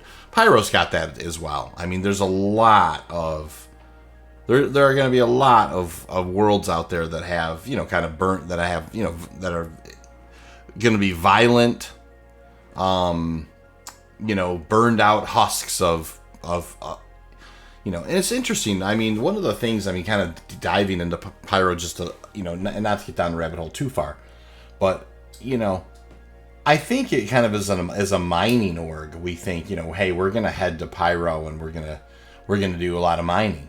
But by all accounts, by a lot of the reading that you do in the Pyro system, it's supposedly fairly picked clean. So it's going to be very interesting to see like what resources are available on Pyro and what quantities. Yep, that's one of the things where us as being miners, we're really hoping to see, the new material types, larger rocks. Yes. What all we know, a lot of these planets, are we going to start seeing, some of the precursors to, we know that like the Prospector was developed to do, in planetary mining, like ore nodes on the planet. Yeah, like boring, directional boring. Yep. So are we going to start seeing, the precursors to that where they're going to be, those ore types are going to have veins, and are we going to be able to mine those veins on the planet? What all is going to go into it? When are they going to start introducing extraction devices. Now that, because once we get to pyro, then we're going to have persistence. And once we have persistence, then we can, set up things, and, they'll be there. We'll set them there and they'll be there. So when are they going to start introducing, like these extraction devices, like the big, mining extractors, like an autonomous kind of mining device, exactly. Being able to place them, on the vein, and extracting material that way. We know that something like that is coming for sure. We don't know if it's going to be one of those things where it's going to be introduced in that era of base building, or sometime after, where you'll be able to purchase areas of the planet, and then that's when when you find, say you find some great ore veins, or this area of whether you buy the 4K square or the 8K square, you find that, oh great man, it's a lot of material here, and let me buy that, put my claim, and then put some kind of extractor on the claim, and leave it there. So is that coming in pyro, or is that going to be further down the road? Good question. We know a lot of this stuff for mining is probably going to ramp up quite a little bit. We're going to see a lot different, with that Ikuro cluster that is an asteroid field. If you go into the star map, you start seeing a lot of these big cluster types. Mm-hmm. What materials are they going to have in these clusters? What secret little stuff do they have planned for us? And we know that a lot of these, when the pyrotechnic company came in and started trying to mine pyro, that's basically what it was there for, because it was rich in resources. Although the system itself is completely unstable, and that's what ended up bankrupting the company. So are they going to extend that to us? Is we're going to start seeing some new minables, some new mineable materials, some exotic materials, or this is going to be, I would like to see new exotic materials being on these very dangerous planets. We know that there's still mines that you can go down, what they're going to be developing are these big, huge mines, big cavernous mines on a lot of these planets. Are you going to be able to go in there and, what can you mine in there? Is there something that's going to be truly, exotic in there? Some of these other, like in the Ikuro cluster, is there exotic materials that everybody's going to want to mine? Quantanium, sure. There's something else out there that's considerably worth more. And so we're going to, mine all this stuff here and then take it back to Stanton. But at some point, would it be a better deal if a lot of this mineable material, we take it back to Terra? We get a better price at Terra than we would at Stanton, because Stanton's not the economic hub of the universe. So we take the stuff to Terra, or someplace else that it's a little bit more sought after. Yeah, so absolutely. These are all these little things in pyro that are possibilities that we know some of it's coming for sure. A lot of the speculation that, I was speculating on a lot of that, but it is something that we would like to see. Being miners, all these different things. When you and I go through the star map, the first thing we look at is, wow, what do we got to mine? Is there a big giant asteroid? Yeah, no, it's exact. I'm always looking for exactly that. Like, what is, and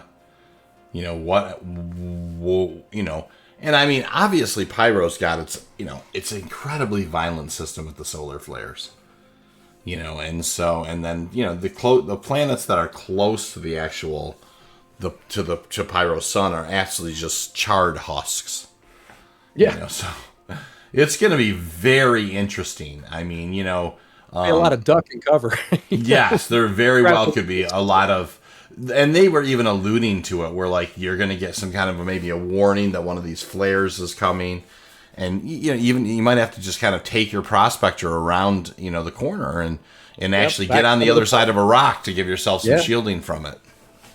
Yep, when you're flying through the system, how much wear and tear is going to be on your ship? Right. When you land on Ruin Station, are you going to have a huge ass repair bill because your ship just got beat to crap, just traveling through the system?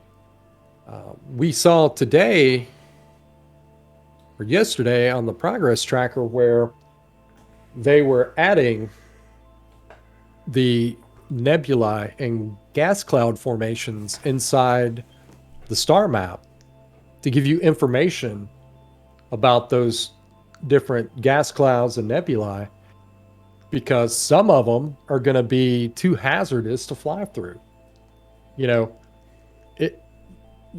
Going through them is going to be so corrosive to the exterior hull of your ship that depending on the time that you spend inside the cloud, your ship may not make it.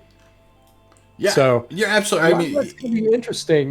When we look at the star map and we start seeing a lot of these exotic locales and these weird, we know that Pyro is going to be pretty inhospitable. Yeah. What about how a lot of these other, star systems are going to be? So when we cruise out to Nyx,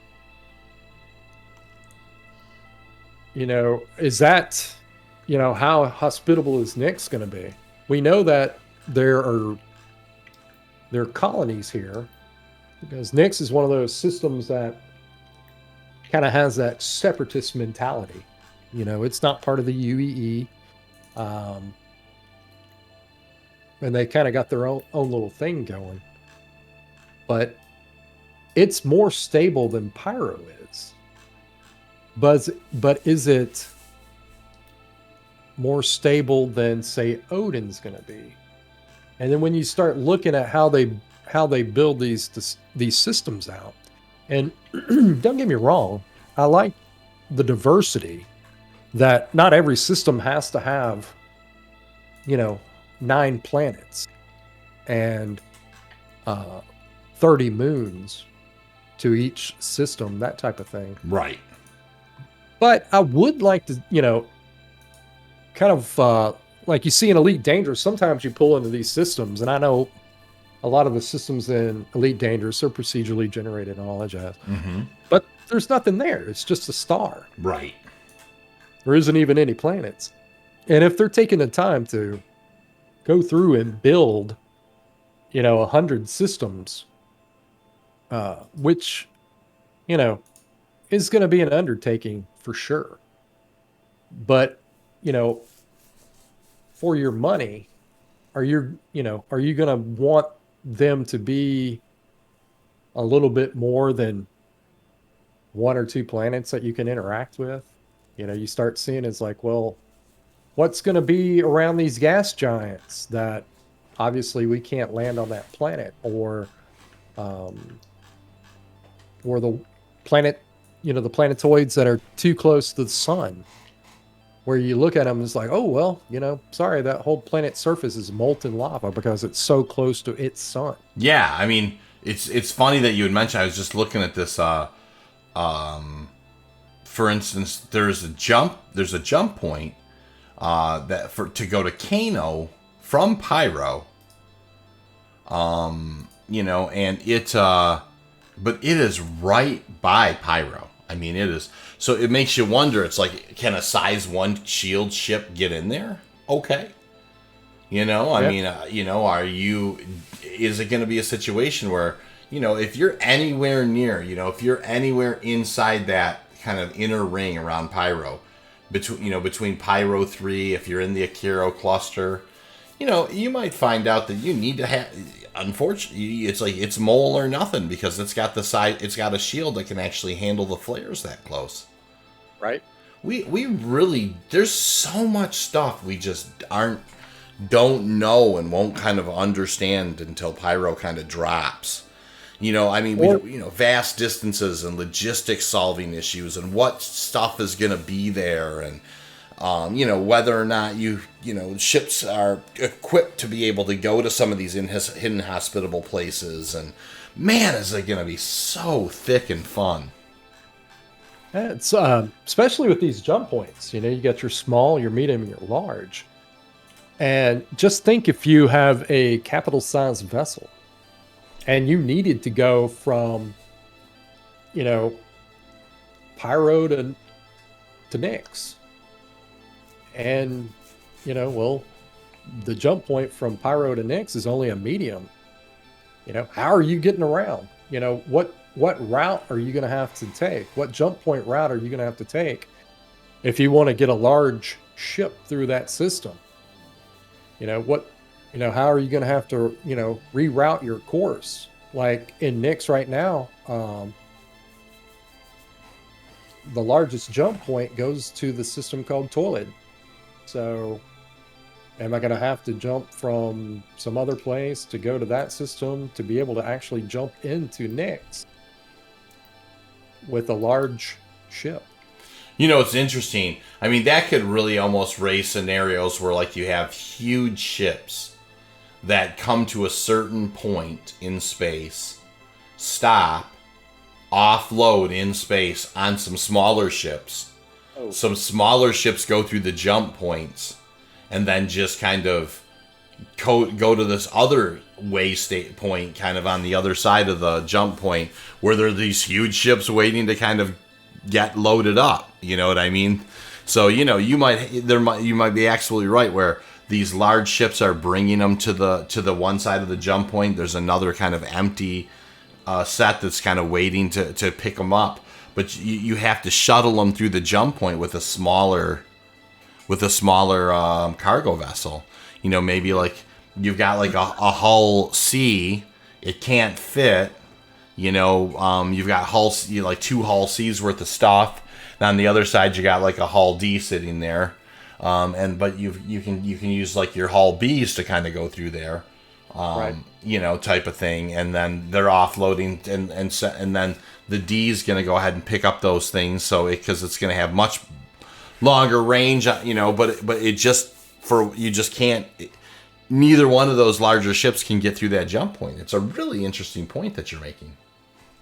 Yeah. So with cargo hauling, and yes, I was making an example, guys. So Toll Hill is not the only large point. There is a couple of other ones in Nyx.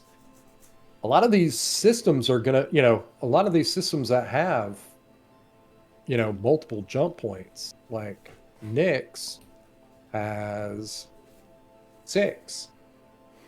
And, are these gonna be kind of like hubs? Although, honestly, let's see, how many planets does Nyx have? 1, 2, 3. Was that it? I thought it was just 3. 4. Is there a 4th? 1, 2, 3, 4. 4 planets in the whole system, but it has 6 jump points. Yep. Yes, we know Bremen is a large. Odin, that's probably going to be your way gate, is a large, and then Castra is, I think, a large too. But when I was making the point, it was just, not necessarily for Nyx, but for some of these other, some of these other systems that may only have a small jump point, where only small size ships are going to be able to get through. So how you getting around that way.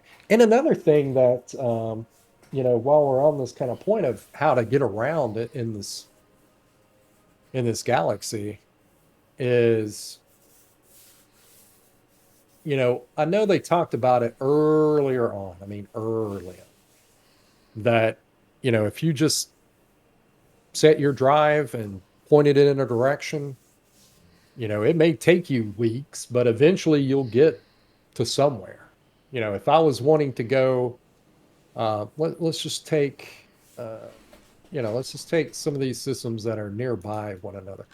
So say you have Tenga and you were flying from Odin and you just got out onto the edge of the system and, plotted a course for Tenga. If I just let my ship just keep on cruising, would it ever get there? I know that there's a lot of considerations. Servers have a lot to do with this, and that's something before we did this show tonight that I really wanted to go back and find out again what their stance was on, how far can you go outside of this, outside of each system. Would I be able to just plot a course from Odin to Tenga? And, it may take because the way quantum drives work now, it's like a quarter of light speed.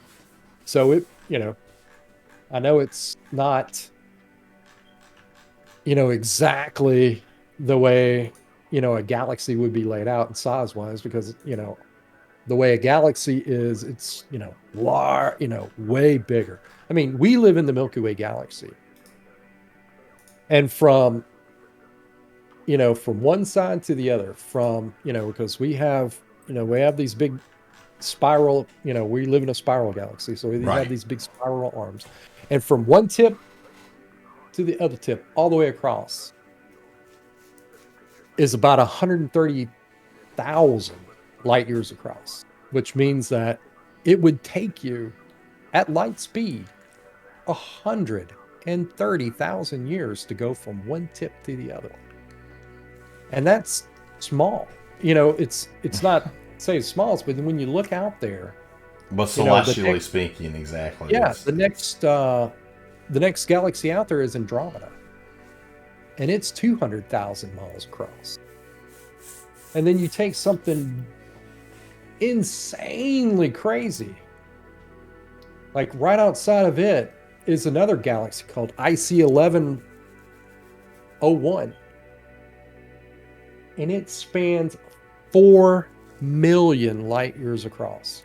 4 million light years across. That is just insane. Yeah, how big that is. But so in keeping with, the Milky Way, there are 4 billion stars in the Milky Way galaxy. With a B. With a B. 4 billion stars. And each one of those stars, without fail, to our current understanding of the way things are right now, there's at least one planet for every star. And that is a huge staggering number. Yeah, it's mind-numbing. I mean, it is. It is so, like, we are just a speck in the in an infinite amount of heaven. I mean, it's crazy. Like, it is unbelievable. Like, if just trying to consider the scale of space, you can't. You can't have any perspective. But because you say things like, "Oh, it'll take," it's like the amount of distance you're going to travel in a light year. It's just mind blowing. That something might take 7. It's like, it'll be 7,000 light years to get there. What? Are you kidding me? It's yeah. and put her, I think people do know what light speed is, but just to put it in perspective, it's 186,000 miles per second. Per second. That means that you could take 66 trips from one end of the United States and another in 1 second. 66. Yeah, it's mind-blowing. And moving at the speed of light, it would take you 5.8 trillion miles in 1 year. Trillion. That's a T, people. A T. Trillion miles. That is how special we think we are. Yeah. But really, I mean, and it is in a way. I'm sure consciousness is not something that is, it's. I'm sure it's not. The universe is probably filled with conscious beings, but I'm sure. Oh well, when you talk about this is something we need to talk about in our other podcast. Wink, wink. Yeah, exactly. But just real quick, we're talking about exoplanets. This is what we're talking about here, people, with the star map. The exoplanets, the planets that are out there that would be at least in that Goldilocks zone that's hospitable for life. And they estimate in the Milky Way galaxy right now, from Hubble to Tessa, the Tessa Deep Space Telescope. Yep. It's an infrared telescope. And then you got, the new Webb. Yep. That's coming online. Actually, NASA got pictures yesterday. But when, Hubble was out looking into deep space, and this is Hubble, this is a telescope that, was put out in the late 90s. So you got to think of what the technology is like now. They're putting, they put the James Webb out in a Lagrange point on the other side where it wouldn't get any sunlight, so they could see out in the deep space. Right. So we're, curious to see that. But when, Hubble was taking its big, deep, long look, they estimated that they saw each of those little pinpoints that they saw. They're like, oh, well, that's a star. But then when they started looking deeper into it, like they had Hubble looking out into deep space for weeks at a time without, with it, bringing all that data in. Right. So right now they're estimating 2 trillion galaxies that they could see just where Hubble was pointing. So these are just below your mind how big these things are. Just going, so you think about just the Milky Way. It's got 4 billion stars, 400 billion stars. They estimate that at least there is a planet for every star. At least one planet to every star. Because you think, because these big celestial bodies, they're sucking in all the, when the Big Bang happened and we had, the universe was being created, these masses were accumulating all this material around, and that's how, that's how all these planets and stuff, like if you take like our solar system, for instance, like all these planets were, when they were cooling down, it was the sun that kept them in these orbits. So, these suns are going to be wanting to draw these, these bodies in, and then they start orbiting each one of those suns. So at least one planet per. So that's 400 billion stars. So at least 400 billion planets. But they estimate that there's several trillion planets out in the Milky Way. And in that estimation, for everything that they've seen, right now they are, all the astronomers and the astrophysicists, there, there's only 10,000 astronomers and astrophysicists on our planet right now. And their sample size uh, of all these different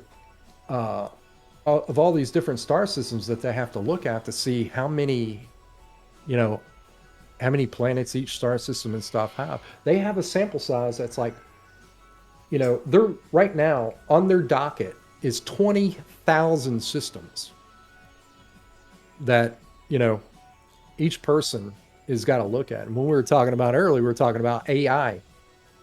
And when AI comes online and they can look at all this different stuff. But Yep. even now, they estimate, you know, these big numbers, man. I go off on these tangents, so bear with me. No, So no worries. at least uh, 50 billion of those planetoids are in the exozones, where should be,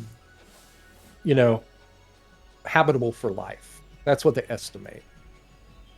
And then even if, what, 0.01% of those are have life on them.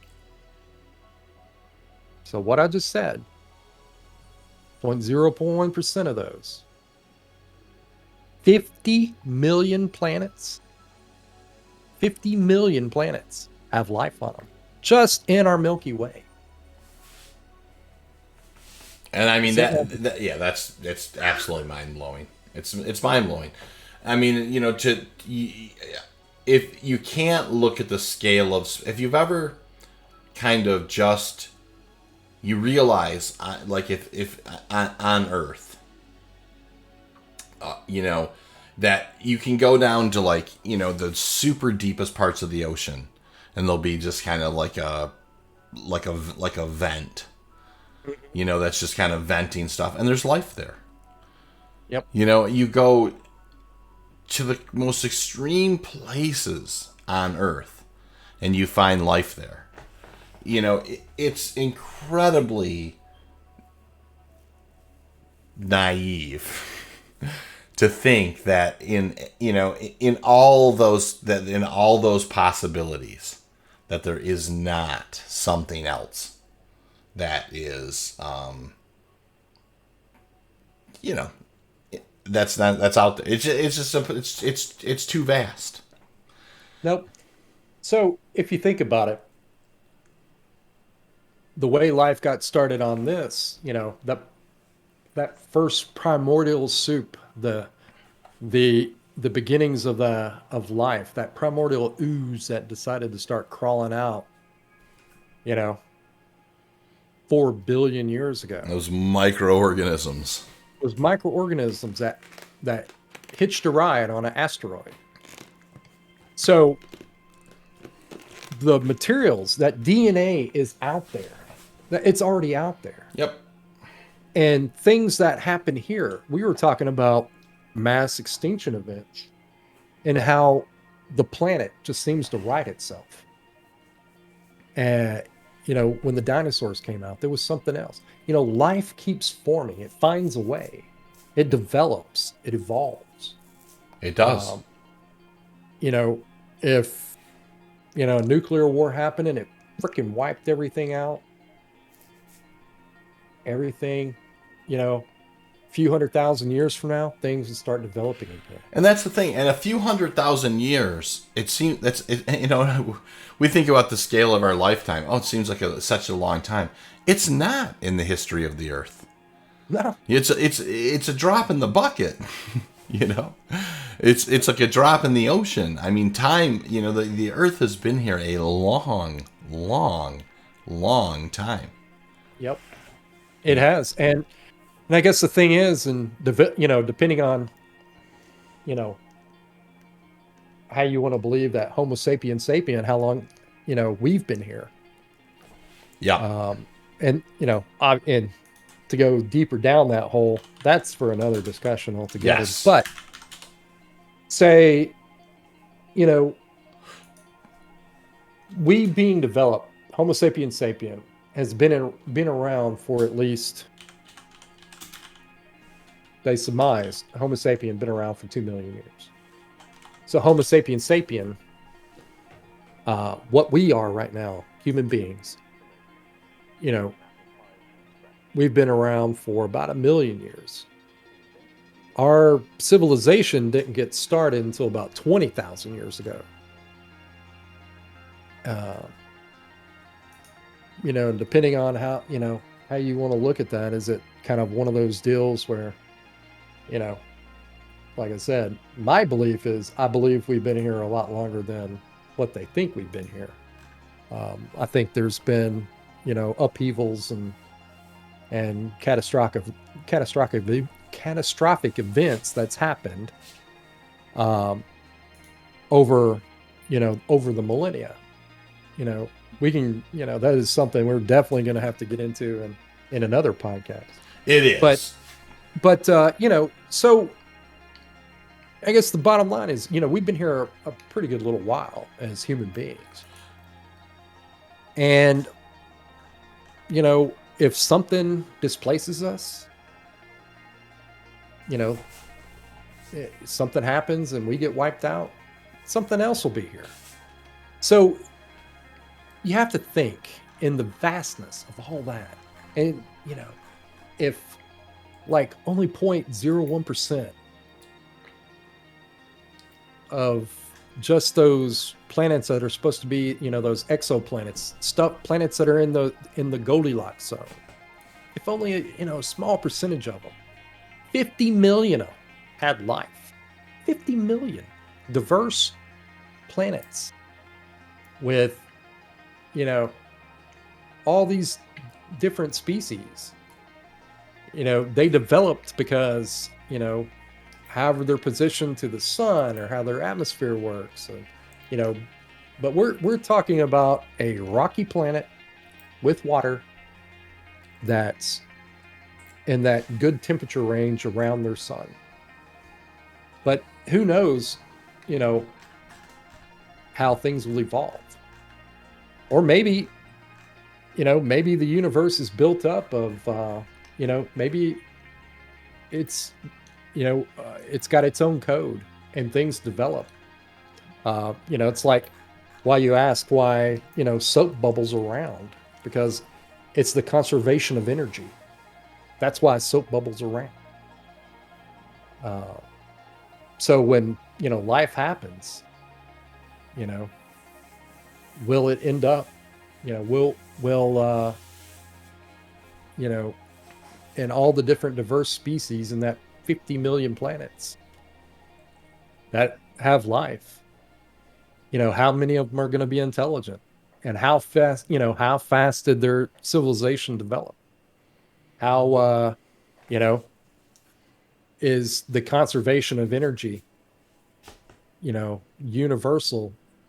So are they going to be bipedal because it's the most energy efficient way of locomotion? Are they going to have two arms opposing thumbs and fingers? Most likely, because, that's the way to grip, to hold, to build, how tools develop, how to build tools. Oh, there's going to be very similar evolutions. I think, when we do run into some things, there, there is some evolution. You're exactly right. I mean, evolution forms things a certain way, and certainly there's going to be very, very specific environmental issues, that different species, will have kind of endured or faced or whatever. I mean, even by the most conservative accounts, the most conservative accounts say Homo sapiens have been here 100,000 years. But, of course, there has been discoveries. I think they found the jaw in Morocco in 2017 that they basically say is 315,000 years old. That's a Homo sapien jaw. You know what I mean? There's just, it's mind blowing. I mean, it's absolutely mind blowing. So to think that, you certainly, the scale of things is something that it gets very lost in the now. You Yep. know, and it should, because obviously the now is very important, but there's also an enormous. I mean, we really there's so much mystery, about just life and just kind of the fact that this stone is spinning in the heavens and we're on it, is it is absolutely unbelievably mind-blowing if you just kind of sit back and think about it a little bit. And so we definitely have kind of we've wandered, kind of in this conversation in a beautiful way, by the way. But Well, I just wanted to give people a little contrast. absolutely. To what CIG, how ambitious, putting 100 systems on is going to be. Yep. When I look at it, and you think about, just think about it, 100 Stantons out there, except for these are going to be way bigger than Stanton. So we were talking about,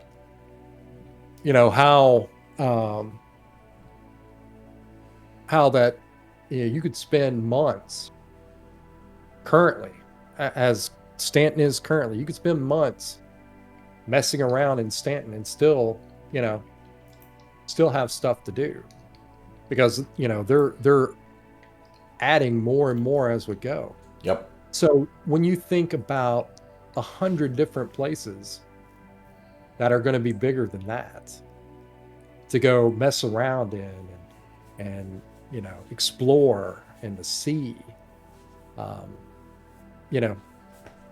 don't know if you could do it all, right? See it all, do it all eventually at some point. And, say they add, let's just be optimistic and say they can get all these systems added in within 5 years after the game launching. So you take a game like WoW, for instance. That game is gonna be 2004. So Yeah. it's gonna be 20 years, man. Yep. Or in no time, and it's still rolling. So it's it's over 15 years old right now. It's like 16 years old right now. So that's nuts.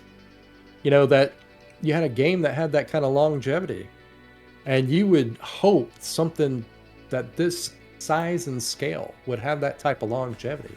So after, within the 5 years, or all the 100 systems get introduced, do you think it's one of those things, if Star Citizen is stable and running, is that something that they're gonna want to rest on their laurels, or they're gonna let's start adding more to see, so for every expansion from release going forward, we add so many more new star systems. It's going to be fascinating for sure. I mean, the one thing I will say, and I don't really know how they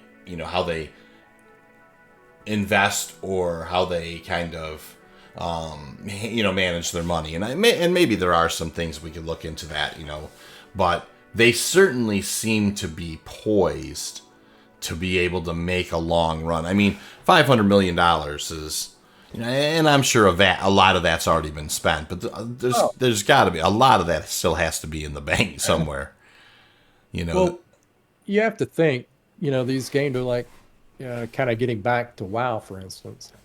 You were paying a subscription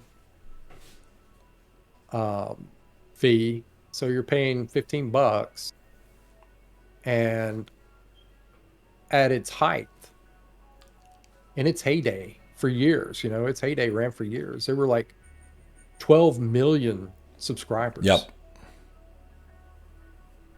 At $15 a pop a month. That's a lot of cheese, baby. Yeah, that's a lot of loot. And we said this before. I would be perfectly happy to pay a subscription model. Yeah, me too.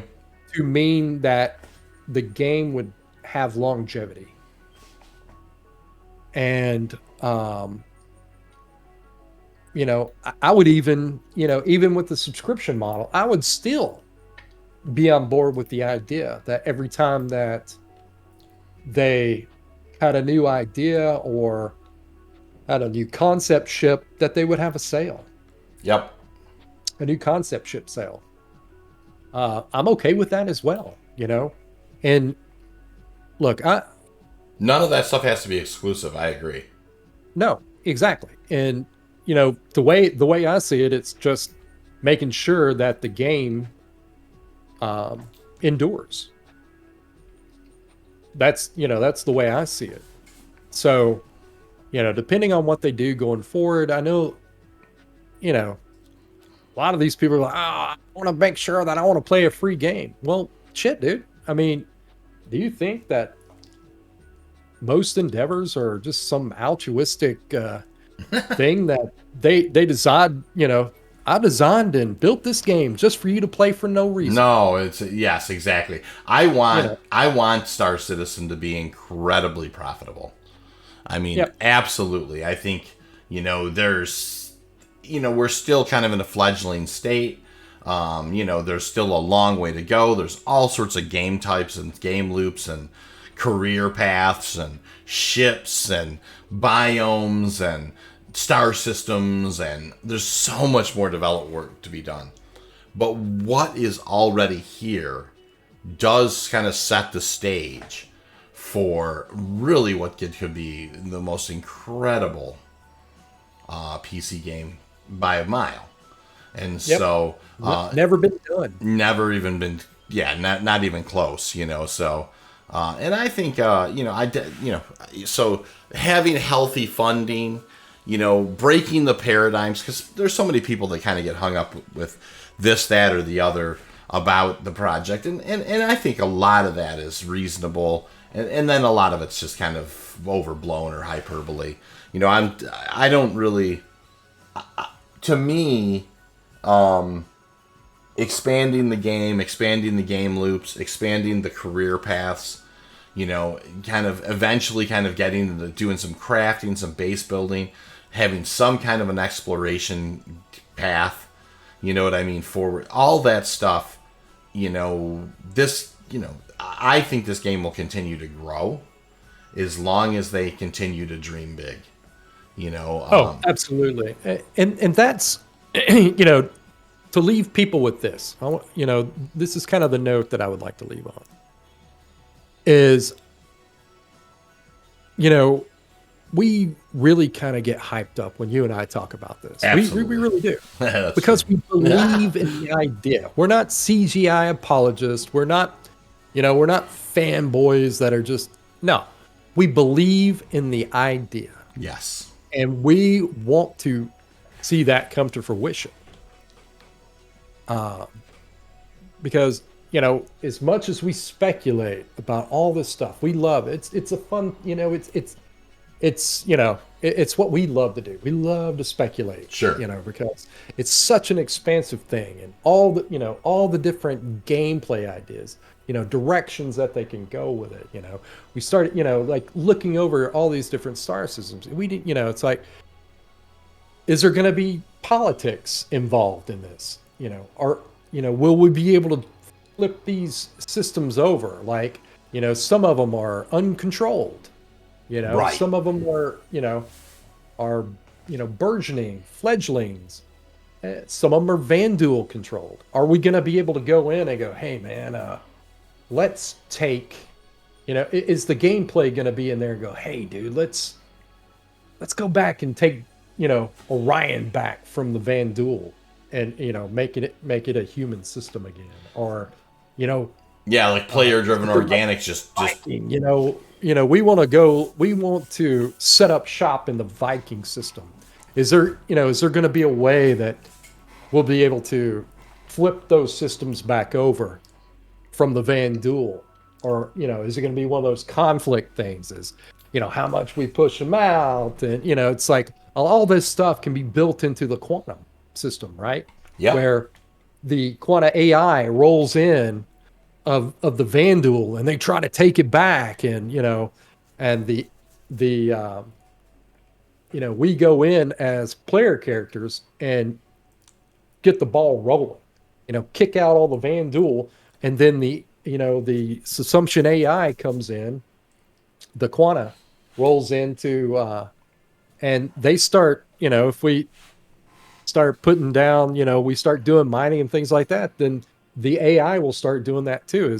Is there any way that we can flip these systems? I mean, all these possibilities, that, when we look at this star map, and I encourage everybody, if you have never played with the star map, you have to spend a couple hours just messing around with the star map. I agree with that. It is just so awesome. And the fact that, we're going to have an even more advanced version of that in the Moby class app in the future is just awesome. Yeah. But, I guess, to leave on this note, guys, the reason that we are all here, is that we believe in the idea of this. We want it to be as expansive, the most, advanced game that was ever built. If they work out the way they say UI is going to work, or the way AI is going to work, it's going to be amazing.